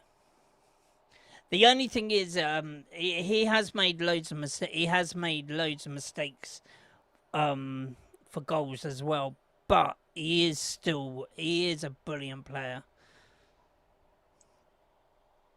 Yeah, with that question, it's really difficult for me to pick out centre backs because when people say get Senesi's on a free, he's not great in the air, and Senesi wants a really big contract. That's why he wants to leave. So I don't know. I kind of like Murillo as a centre back option, but he's really expensive. So He's I very haven't found a centre expensive. back that I think, when you have an idea in your mind and go, like, I'm agreeing with Cake too much tonight. It's making me a bit worried, but he said that his centre back choice would be Murillo, just as I said that. Wow. A bit worrying that I'm kind of on Very the same worrying wavelength. that you're agreeing with Cake for once. You Wow. know, like if you do enough streams though, eventually you'll agree with most people in the chat at some point. Then Have we entered the twilight zone? I don't know. I don't I know. think I'm going to say with Mama Flossie though. Also, I think Tonali, if you hold out for 100 million, right, and if that is going to be that what happens, then I wouldn't be surprised either. That I wouldn't be surprised if Anderson stays at Forest. Like I wouldn't. People have said that a month ago. That if these clubs really hold out for that transfer fee, maybe they don't leave. Question from Mama Flossie maybe also. I do have a Newcastle fan, Philip, coming on tomorrow evening at 8 p.m. So if you're around then I'll be asking a load of these questions to Philip, seeing what he says as well. But Lewis Hall, like, what do you reckon with that situation? I think for Man United, my Man United perspective, I think he's a really good player. And if there was a chance of getting him, I think we should try and go for it. But I don't think he's going to be cheap because if I was Newcastle United, there's no way I'd be helping out Man United. I think some fans think we can get better deals than we can, without assuming that Newcastle aren't desperate to sell. They've got good money for Gordon. They got the Premier League money, the Champions League money they got this season. I think financially they're going to be okay, but we should definitely try, shouldn't we? As well. I mean, yeah, Newcastle. I don't want to say too much about Forest owner because he's got some interesting ideas about transfers and manager appointments and sacking people. But yeah, no, Murillo would be good. I don't think there's enough money in the budget to get the best choices though in every position. I think the centre back situation might well be if we can get a left back, then maybe between having like Luke Shaw as emergency cover, Harry Maguire, Lissandro Martinez, Heaven Yoro, Mesraoui is like emergency centre back cover. I think we've got enough. Like I think we've got enough cover in centre backs. It's not ideal, but unless Man United are going to sell say or sell Lissandro Martinez or De Ligt leaves the club in a year's time, I don't think we're going to be, I don't think we're going to be spending big money on a centre back. It would be nice though. I think that might be like next year's thoughts. Right. Okay. Philip's a good guy We come actually. back So to the real. We come back to the real world now because you're not going to agree with Kate Cadet's next comment. Just to let you know. so you'd sell Kobe Manu and Bruno Fernandes to better the team. So we might. I'm just going to say this. That I know I agreed with you about 2 minutes ago. I'd probably say if you look at this, like just rewatch like the Manchester United versus Liverpool game when Kobe Mainoo is in deep positions, linking defense to midfield. I think Kobe Mainoo's got all the attributes to be a world class six in our team. Like he's so confident under pressure. He's so good with like the short passing game, and he never like messes up. Like someone that's like just turned 21. Like um, Cake, how does it make us better to sell two players that have been our best players since January? I don't know. If we sell Bruno Fernandes, we're losing like the Premier League's record assists, aren't we? What are we doing here, Cake? What are we doing? Are you just trying to rage bait me? I think he is because It's I making tell me you laugh. what. Like, come on. Like, Oh fucking do hell, Cake! you know what I Literally. said? I was in a couple of spaces recently, and I was saying I'll do some streams, and then someone will say, someone will come in and say, "Let's sell our best players," and I'll go, "What are we doing here? What are we doing?" Do you remember? I'll say So this. Do you, the do you remember? Do you remember when people said, "Let's bring in Anana instead of David De Gea, and it'll make us so much better"? And we were like, "Okay, let's see how this goes." How did that go? It was not good. It was not good. For people that missed the last 2 years, letting David De Gea go and replacing Vanana was not the miracle signing that some people said it was. So, oops. big up to you, Jeff. Thank you so much for the super chat, Jeff. He says, "You legends and Luca have a great night." This is a bit harsh to Luca. Where is Luca hiding? Come on, Luca. Like your Arsenal team got humbled by PSG, but you can show your face. At least you won the league. To be fair, heavy day at work tomorrow for Jeff. So no, keep smashing it at work though, Jeff, as well. Thank you for supporting the channel, Jeff. It's always appreciated. We're going to be I'm going to have a good guest on tomorrow, Jeff. If you are around or if you got in the replay, you can always message me a question, Jeff. If you got a question for a Newcastle United fan, I was thinking there's so many things I can ask Newcastle United fans at the moment, and I think one of the questions is also going to be does the deal for Gordon make it more difficult to get any of the deals as well? Yeah, look, we can't no we can't Okay, no. we Kate's got his idea. Look, I've given up trying to change people's opinions. I'm not an influencer. I'm just a, if anything, what's the word? Where I appreciate people got different views, even if they're crazy. Put it that way. Yeah, but bitches be crazy because of that is absolutely mad thinking that Kobe and Bruno doesn't better us. No, I think Kate Considering does that it in like a nice way though. He rage baits me in a way which makes me laugh. So I'm the kind of only like, thing is, is this real? did Bruno win something? What was it? 21 assists in a Premier League season. Do you know what I'd say though? I think with Cake, like for most of this comment, I'd say like when it says rip at the midfield, we have got no midfield. Like we have no midfield at the moment. We've got Kerry Mainu, and that's our midfield. But I would sign Anderson. I'd sign Tonali. I don't know about Cunha in the 10, but I think Cunha can still do a good job in a couple of positions. I would sign Dorgu left wing, I'm happy with that. Lewis Hall, I'm very happy with that. Murillo, I'm very Yeah. happy with that.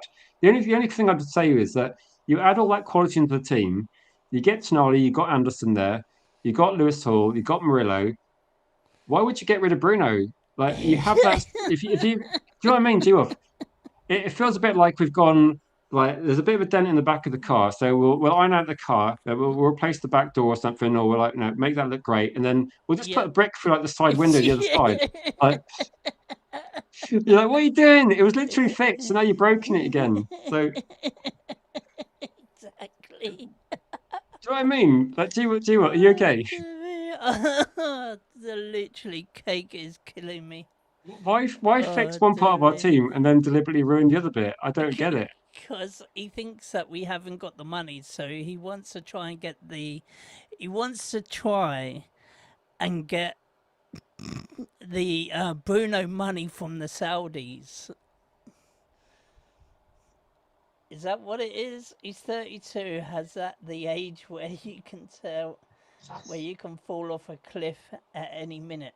Okay, But he put it ain't this gonna way. fall off a cliff. When you say Bruno Fernandes, I remember I said this on the space yesterday, and actually I might have said it to, it might have been Tyrone or somebody. There was someone I said it to, and I said people told me 5 years ago that Harry Kane was done and he was too injury prone to sign. But Harry Kane's got 60 goals this season, okay? And people were telling me, oh, he's injury prone. He plays like 50 games a year. How is he injury prone? And I looked at it. Exactly. When people told me he's injury prone, I looked back and it was like Premier League season, it's like 38 games, 38 games, 37. And I was going, wow, 37. Oh my God, that was a bad year. Harry Kane must have missed a game. And when you say he's 32, to be honest, like with Cake, I do, okay, 32 years of age is different for different people, okay? And I remember having someone like Paul Scholes at 32, I was thinking, right, what can Scholes do at 33, 34, 35? And the answer was just keep winning everything. And then Ryan Exactly. Giggs at 32, 33, I was like thinking, how are we going to replace him? I think with Bruno Fernandes, he plays every game. He's at it 90 minutes. He's never Yeah. injured. In fact, actually, didn't he miss one game from injury? And we were like, wow, what's going on? He is actually human. Yeah. So he could fall off though, but Bruno Fernandes falling off and getting injured, like he's not going to fall off. For instance, like he's put in the best season of his career in terms of assists. He's been a machine this year, and he's broken the records despite one person thinking that he's a CDM.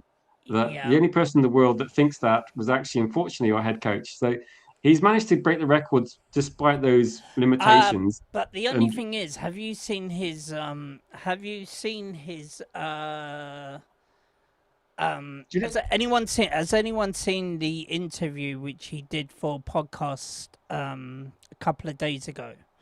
And he was asked the exact same question. He was asked the exact same question. Where do you prefer to play? Do you prefer to play further back, or do you prefer to play in the attacking role? And he said that basically that for his previous club, he was a lot better playing further back as a sort of like a not a defensive midfielder. He was like a CM, but he was getting the play. He was getting the ball further back, so then that he could be like a Paul Scholes type player and ping the passes and I all think he's that just lot. evolved though. Do you think Bruno But Fernandes has evolved his he game somewhat? But you know how he has evolved into an attacking player. He does play better. He does play. Me personally, he plays better when he's in the attacking third. What I would say is, yeah, right, that if Carrick did want to use him a little bit further back, then I would say give him the ball so then that he can ping the ball as soon as possible. But the other players have got to make the runs, because if the players don't make the runs, he won't find you, and he would just do short passes. But I yeah, prefer him Sebastian playing says he's further going to up. break the record again. Yeah, it might be that, and maybe he does prefer the six, but he's so good in the 10 that the thing about Bruno Fernandes is he's got the same attributes as Scholes, is that he knows where he's going to put the ball before the ball comes to him, Yeah, and he's so quick. Once you get the strikers on the same wavelength as Bruno, it's just like it's been working so good this season. I think one thing that with Bruno he's got is I think he's got more quality on the in terms of his range of passing now is phenomenal. Like he's setting up so many chances, and these aren't like these aren't like lucky chances, are they? It's not spamming. If you look at Bruno Fernandes from stats, which is not my forte, but I saw a comparison. His actual pass completion rate, despite his risky passing, which you have to do because you're creative, is still actually higher than Kevin De Bruyne. Like Kevin De Bruyne gave the ball away more than Bruno Fernandes, but Man City were a team set up to recover the ball quickly. Like Man City had, this kind of like immediate press to get the ball back very fast, yeah, and it's always made their team look a bit more solid. But Man United have had a team where, when we give away the ball, we did have like these holes in midfield. So that's why I was saying with Cake, if we actually build a really effective midfield and then have Bruno Fernandes effectively being like the linchpin for the attack, I think that's like that could be the perfect situation. So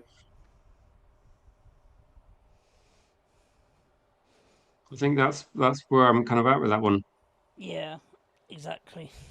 I think Harry Kane will play differently for sure. I think Harry Kane's the thing about Harry Kane. Harry Kane's never been a rapid player, has he? He's always been conservative somewhat with the way he plays as well. So I think Harry Kane for me is a sensible. He's an economical player, isn't he? He doesn't do needless runs, but he is going to be. I think he's playing like Teddy Sheringham, where I think most of it is kind of like his intelligence, his brain. Exactly.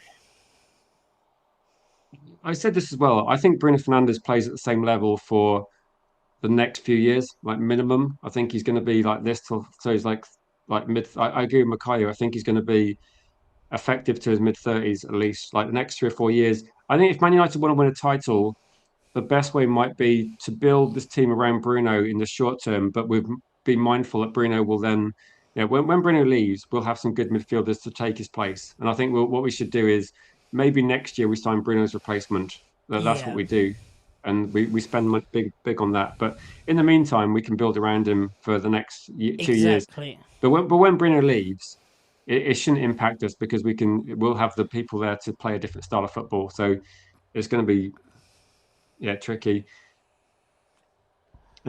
Harry Kane's got amazing movement, like amazing. I think it's like he's a world class player, no doubt. And I think to when you're looking at if we could have got Harry Kane, that if someone said like pick a signing, Rich, it doesn't have to be realistic. I'd have got Harry Kane a few years ago Oh as a yeah, one mentor for hundred any percent. striker we got. Harry Kane, can you imagine Sesko working with Harry Kane for a couple of seasons? Be amazing forward Yeah, play. And John says United have got to spend 100 million on players like Tonali. So yeah, I've said this as well, John. I'm just not sure if you need to spend that much money. So I might be backtracking because I remember probably a few months ago I was probably saying get Anderson whatever he costs, and then Nottingham Forest said 125 million, and then I thought, hang on a minute, hang on a minute, a bit much. I don't know. I'm not. I just think that, that there might be other deals out there that could do what Charlie does for that. Football is a bit more system linked than it used to be. So that's what I'm just thinking. Like, it's not going to be the only player in the world that can do what we need. I don't know. I can see your point though, John. I think we need to get very good players in. What's your top price then? Just out of interest, if I give you some names, okay, give me the top price you go for. Okay, so think carefully and just give me the number you think is the maximum price. So maximum price for Elliot Anderson, 100 million. 100 million. Okay, so maximum price for too many, Maximum price for Chermany, 80. 80. Okay, and maximum price you go up to for Tonali, Tonali again, round about 75, round about the 75, 80 million mark for Tonali maximum. do you think Newcastle would take? like 70 plus add-ons, like 70 plus 10 or something like that. I think they would. Surely they would get they won't get over the 100 million mark, but they will get near it with the add-ons.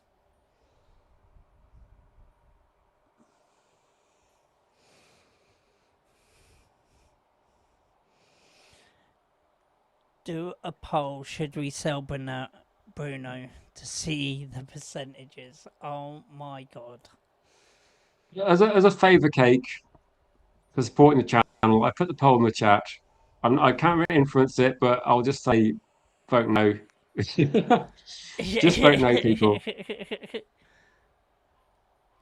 Bruno Fernandes has a release clause of £57 million for a Champions League team, so we're not going to get 200 million for him. Just bear that in mind. So, you want to see the percentages, Cake? Fine. How many Bruno accounts have you got, Cake? Like, you could, Oh dear me, I cake. can't vote, but please, if you can vote, please vote. If you can share the stream, then share the stream on any socials you've got and post it. Say, come and watch. Cake's like put some like nonsense in the chat. We need to kind of address this issue as well. John O'Connell says we'll get Tonali for 85 million. I think 100 million is not going to happen. I think it might be Yeah. close to 80, and I wonder whether Man United structure the deal. If we got, I would not be surprised if we got Tonali for 70 plus 10 or 70 plus 15 or something like that. There'll be some add-ons there, and I think it will be 80 million-ish would be the price that we get him.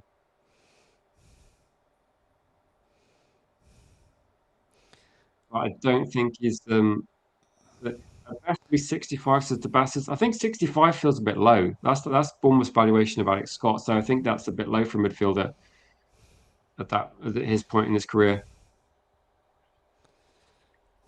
Just my thoughts. The other players I was going to say to you, Wolf, like valuation wise, MATEUS Fernandes for you.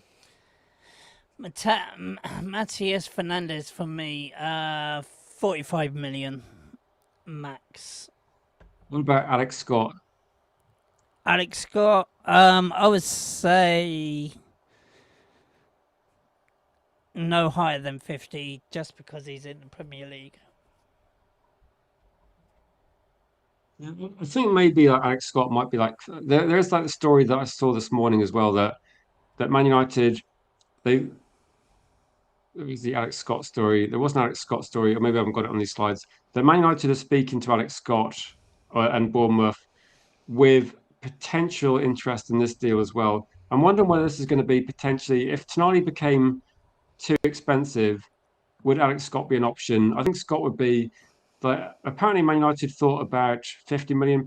Bournemouth think about 65.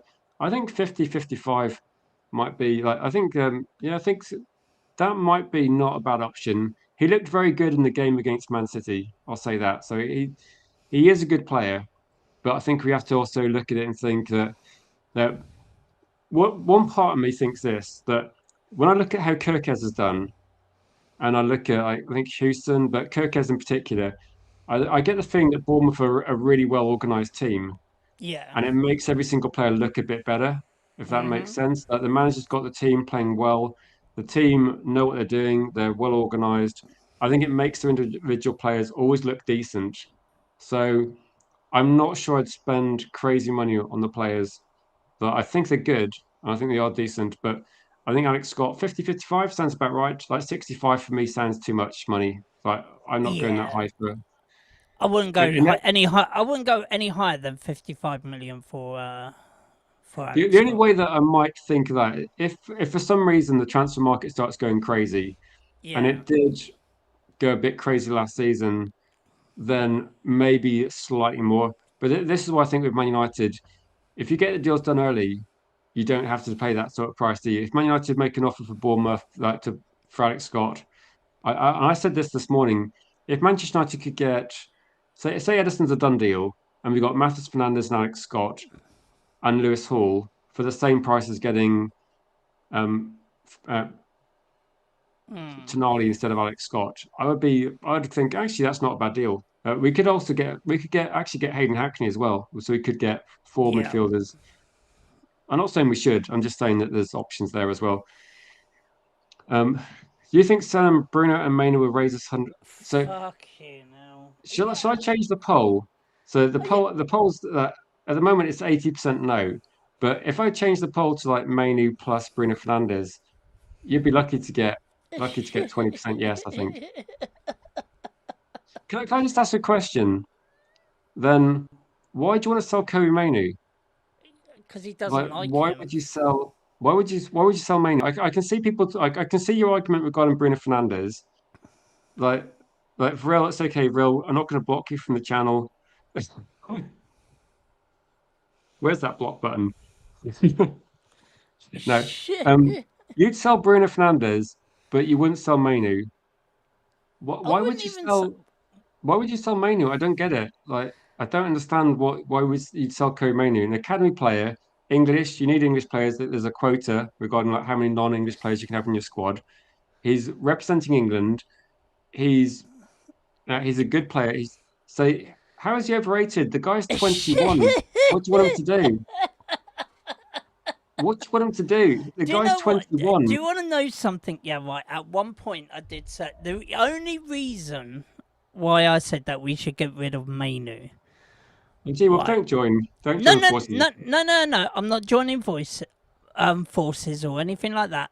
But I did say that the reason why we should sell Mainu is because of that. One, he wasn't getting into the team under Amorim, and also it seemed like that he had a bit of a chip on his shoulder, I don't think he did, right? though. I don't think he's done But anything. the only thing is, he's come back. He's come back fighting.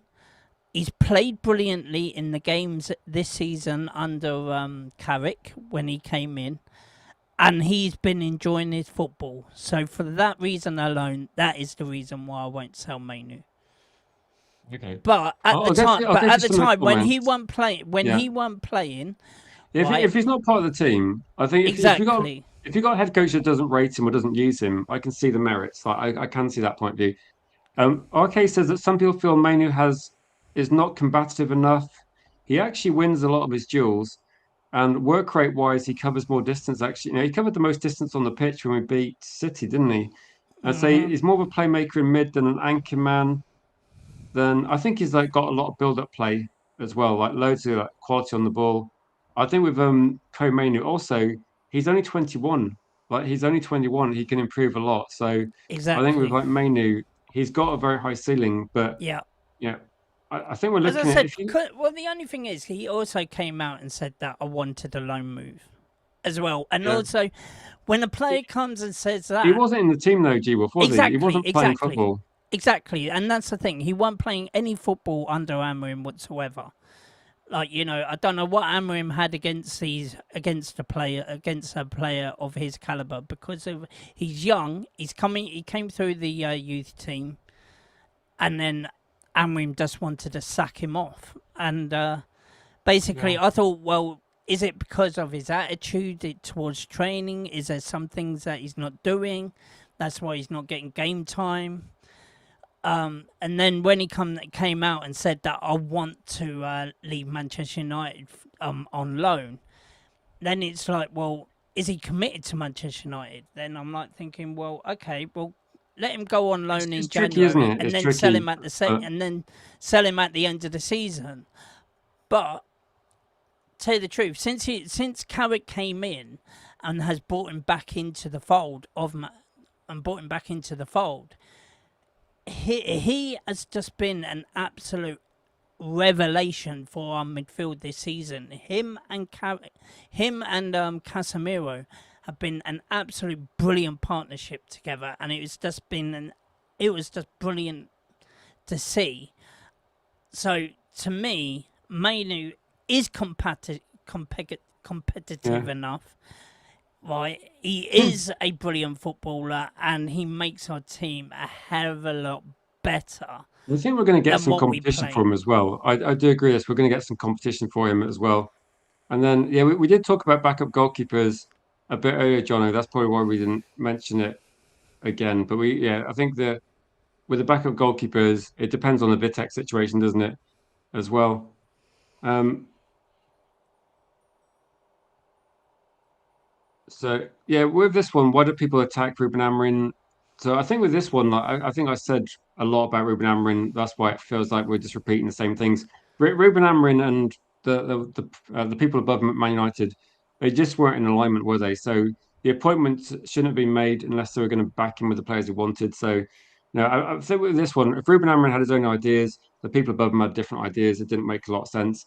But in terms of the transfer window, if Manchester United get Matheus Fernandes, and if Manchester United get Sandro Tonali, and if Man United get, I don't know, Ederson or something, we're going to buy significant competition for Mainu, like the bassist. Don't get me wrong. I'm not going to sit here and say that I don't think any player in Man United's squad should be guaranteed first team football, apart from probably Lamans, because we've got no competition for Lamans at the moment. But everybody else, I think, have got a part in the team as well. So everyone's got a part in the team. And at the moment, I think having like competition is great. If Mainu has some competition, I think it's like really good for him. It's the same way that Luke Shaw having like Lewis Hall's competition, and we got competition for like most places in the team at the moment. But Mainu does play a little bit. Has played better further back than Bruno, and having him and Bruno I think he in the same does. So team I think has just the worked difference for me absolutely is going to be perfectly. that Maine's got maybe Maine's more careful in possession. So it could be it could be that, couldn't it? It could be that Maine's more comfortable. Mainu makes different decisions. With Bruno, it's all about the final ball, and he's got a bigger range of passing. But Mainu makes safe passes, doesn't he? He's like he's comfortable making the right decisions, and I think he's just. Exactly. Do you remember when we used to play Pogba and we used to play who's the other one I was thinking of? And we used to play Scott McTominay, and they'd be in front of the back four. They'd Yeah. be receiving possession with their back facing trying to take the ball in the half turn. It didn't. They just weren't. That wasn't their strengths. And both those Yep. players should have been playing further forward. And it's like putting Exactly. Bruno Fernandes there. Bruno should be playing further forward, the same way Pogba and McTominay should have been. But I Yep. think Mainu can do it. If you buy somebody else that can do it better, I'm absolutely fine with that. But it's not really a problem. We'll probably wrap up about 10 p.m. G. Wolf, you good with that? Yeah. So Yeah. I'm good with if that. people have got some questions, then as usual, it's been quite a long stream, so we've probably gone through loads and loads of stuff. So some people might post questions, but we might have covered it. So if we do, it'll be quite a short answer. But if you've got any questions, we've been covering the main story to start with was, and actually, Study Talks has agreed to come on the channel at some point in the summer. So hopefully, we haven't got every deal done by then, but because he'd be quite a good guest to get on. But he posted this earlier today saying that Man United are going to be doing extra talks with Matheus Fernandes, and he's very keen on joining as well. It's been ongoing for months as well. So a lot of these deals have been discussed for ages and ages. I think we're looking at, definitely they got an idea of how much they want. To be honest, I don't agree with a lot. I say I don't believe the figures that are put out there in the media. Like, I don't think he's going to cost 84. I don't think he's going to go for the same price they paid for him. So I won't worry about the price. I think it's just going to be something that happens as well. So what do people think then? Any questions people have got? Any questions you got, G Wolf? Like, shall I just check Cake's poll and see what it looked at? So Yeah. Go on. Check his right, poll. don't look and have a guess. So the question was, should Manchester United sell Bruno Fernandes? What do you think the vote was on that question? Surely it's got to be in the higher 80s, around about 85, 88%. So Gotta maybe not a be. Come surprise on. to people, but 83% of people voted no. So I think Cake voted yes. I think Varil voted yes. So um,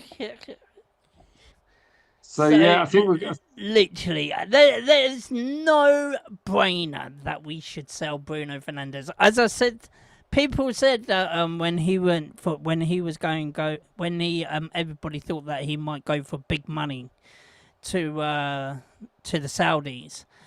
And I said, and I remember saying this at the time, yeah, right, that he is our best player at Manchester United.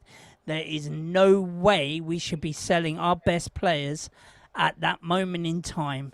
And again, we should not be selling our best players have now. you heard have you seen the interview with the Bayern Munich? It might be the Bayern Munich director or something, or someone quite senior, and they said that Bayern Munich's policy is they'll sell no player, no matter what the money, if they can't get a player that's as good to replace them. So if Man United tried to buy, for example, Harry Kane, or someone else tried to buy Elise, I think it might be regarding Elise they were looking at, then they would not consider selling that player for now, even if it's like 150 million. If they can't buy a replacement that's better than him or the same quality, they will not do that. So yeah, I think this is an interesting point that Man United again with Bruno Fernandes. Can you get someone to come in that what does what Bruno does? Maybe you can. If you're talking about 200 million, maybe you can. If you're talking about how much money we're looking at,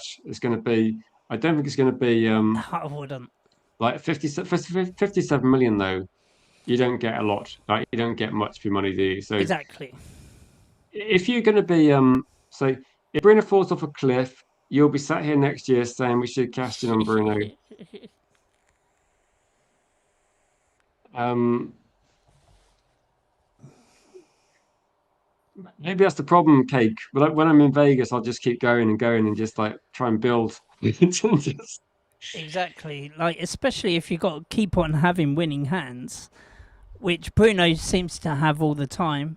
And why should we cash out? Why should we cash out on him? maybe with Bruno, it's just like it's just one more year, Cake. You know that Chicago Bulls documentary when they go right, we've got 1 year, guys. Like, just keep the team together. I think we can keep them together for one more year and see how we do. So yeah, I think it's I think with Bruno Fernandes that he can still do something for a couple of years. So I would not be too concerned as well. So guys, we've got about like 4 or 5 minutes left. If you've got a question you want to address as well, that's about any sort of transfer news, please get them in. I mean, there's been some funny questions today that made G-Wolf laugh, but It did. 60 million pounds is my guess. 60 million pounds is my guess for Matheus Fernandes, and roughly about that sort of figure. I would But we'll say have to see. 45 million plus 10. Do you know what the thing is, though? When you look at players, though, the thing that makes me concerned about a 30 plus player is going to be is their game reliant on speed? Like people talking about Mo Salah. Mo Salah was primarily reliant on speed, and that's the sort of thing that can go. But I think Bruno Fernandes, he's got technique, isn't he? It's like a Modric. Like Modric wasn't washed at 32. And Bruno Fernandes, he's not about getting around the pitch super quick, is he? The speed's in Exactly. his mind. Yep. We don't need speedy players all the time anyway. Like, the technique of a player can. Like Paul Scholes, he wasn't the fastest player to thingy. Look, most of his tackles were late. In today's Premier League, he would Yeah, have all been of sent them. off. He would have But he been was sent off. he was very good at what he was good at. But what Exactly. what you do is you get mobile players around Bruno. Like Bruno's not really slow either, but he's not going to be. It's not his game's not based on speed. But I would say Bruno Fernandes has like run the length for the pitch on more than one occasion this year on a counter attack and set up a game-winning goal. So he's not really slow. It's just he's not elitely quick either. So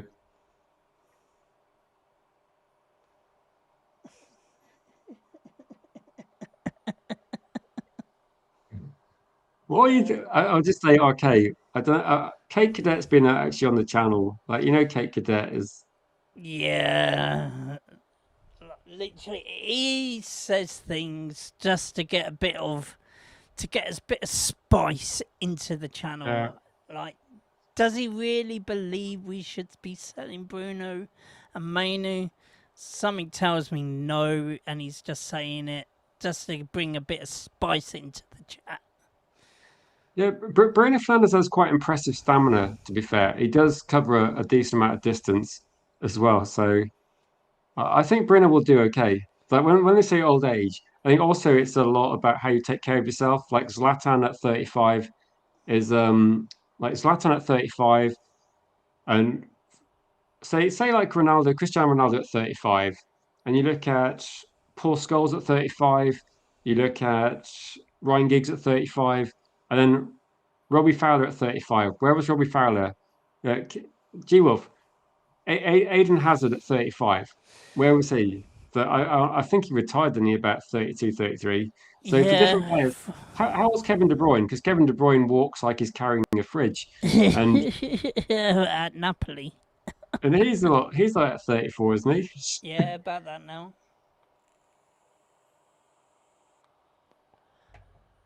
Yeah, I'm gonna ignore half the comments for obvious reasons, but I think it was unintentional.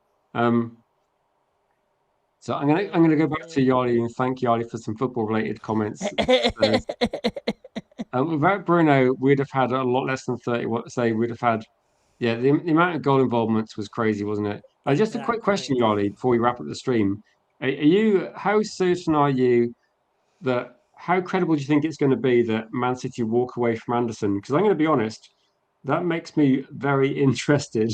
That I'm not one for like doing like speculative type things and going right, we're going to get Anderson, but it makes me intrigued that if Man City walk away, then it doesn't mean Man United sign him, but maybe he stays at Forest. That would be, to be honest, it would be quite interesting if he did stay at Forest. But how would you feel, G Wolf, if Anderson goes nowhere, Bruno Tonali goes nowhere, and Man United make young signings that are cheaper signings? Like, what would you be thinking? Um, I would be disappointed in our I'd be enthusiastic actually. I think if Man United went for the non-Galactico approach, if you look at PSG, their players were not costing 80 million pounds. I think Cavacheli was what 59 million euros, which is about 50 million quid. yeah, And but Doué we wasn't should. Yeah, crazy but the only money. thing is, Coutinho we wasn't should have crazy been money. going for those players anyway. But that's the thing. Why weren't we going for those players as well? Yeah, I don't know. I think it's to be honest. I think the policy change now is like Matheus Fernandes is a PSG wanted player. Like we're looking at Matheus Fernandes, whereas maybe a year ago, 2 years ago, we don't look for him. So Exactly. As I said, like under the you, clowns you that you we don't rate had. Matheus Fernandes, G Wolf. I think you might be surprised if we get him. I think you might be pleasantly surprised. As I say, no, yeah, look, I probably will. But what I've seen so far, he's played in two teams that have been relegated, and it's just like, is he that much of a brilliant player? Is everyone really? He's good. He's good. Mm, I just had a look and say, I just really don't know. Like literally, he's got two. He was part of a team that was been relegated twice, and I just think, is he really that good? Like yeah, it's a team game. Don't forget, it's not. It's not just about an individual player. It is a team game, and he was part of a team that has been relegated twice. That's all I'm going to say. Is yeah, he really that good? I'm not going to argue with you. I'm just going to read out Yardi's comment, who says Fernandez is the standout player on both of those teams. That's what I'm saying. So yeah, he was definitely. I remember watching. I'm trying to think of like another example. When you watch a team that's like rubbish, but there's one good player, and I'm trying to think. Do you remember when we played Wolves? Actually, Wolves are quite a well set up team, but Cunha stood out in that team. And I'm trying to think of other examples. But sometimes you have teams where there is just one elite player, and I think with this one, it is Fernandez. So yeah, but anyway, we're going to wrap it up.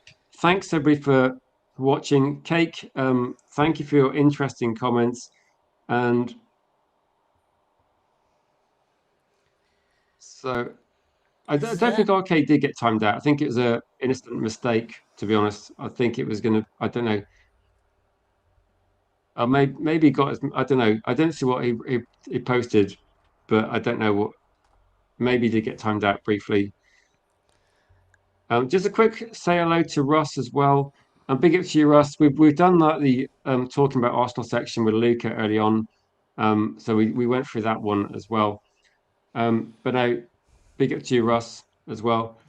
Dumfries to Madrid, maybe. To be honest, I'm not sure if Dumfries is brilliant, but we'll see how. Is that actually here we go now? So I guess that means that Dallo. I know Dallo. Um, I don't think you said anything, Cake.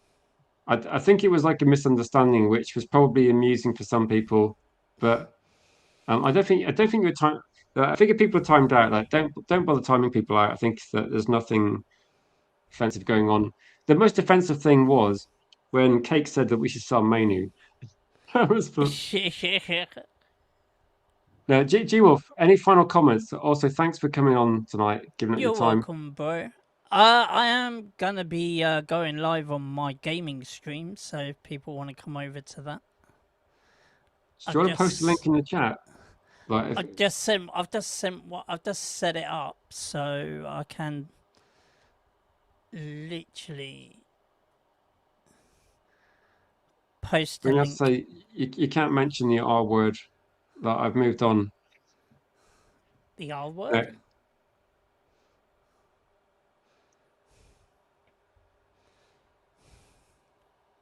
okay, I think there was like an account called Cake Cadet on there. Okay, you'll have to post a link in the Discord. Not that I want to watch that, but just to send it to Cake and say, look, this is the reason. No, but yeah, setting main is a 1 year timeout. There you go, bud. Exactly. I've just posted it in the I chat. did see one stream where they like blocked people for like really crazy takes, really crazy takes. No, I'll say um, is it in the comments? Do you post in the comment? If Yeah, you post, yeah. I just I'll posted pin it it in there. the comments. So You if you should want to see watch it. G Wolf Gaming, then is it in the comments? I can't see it. Yeah, yeah. It's in the comments. Um, can't see where it is. I'll post it again. It's literally I've just sent it again. Maybe there's a stream delay. Yeah, if you want to watch G Wolf playing FIFA, can anyone see the link?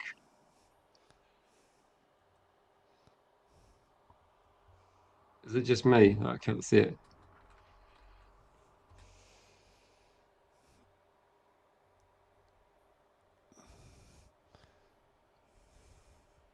Um, is it there? Is G Wolf's link there? I just posted it. It just said link here. What I can do though, so basically I send it to you privately, and Maybe you then can't post a link because you're not a moderator, perhaps. or maybe, but I just sent it to you privately anyway. So then, if you want to, Okay, I think this will work if I post it. So what I'll do is I'll pin G Wolf's link. If you want to check out G Wolf, is what are you going to be streaming? it'll be the playoffs for clubs. So G Wolf's going to be streaming some playoffs for clubs. So if you want to check out that, then please do so. Like G Wolf will be obviously putting it in his You've heard G Wolf talk for 2 hours, so if you think G Wolf's like got some good strategy in terms of football, then watch clubs and be slightly either disappointed or infused with this one as well. Come and have a go. Come and have a look at us. Was We Luca play was Luca decent happy? football. I'll just say this, Russ. Luca came in peace, I think. I think Luca came in peace to discuss transfers and got a lot of what's the word? He was definitely like he was drawing fire, put it that way. You know how you know But Batman anyway, G Wolf. dude, I'm gonna I was make a gonna move, Yeah, and take it easy. all I'll right, just you wrap take it up. easy because I'm gonna go live now. So I'll see you guys in a bit. Okay, take it easy, G Wolf. See Yeah, ya. I'll just say this then. Luca was, let's see, the screen's changed a little bit.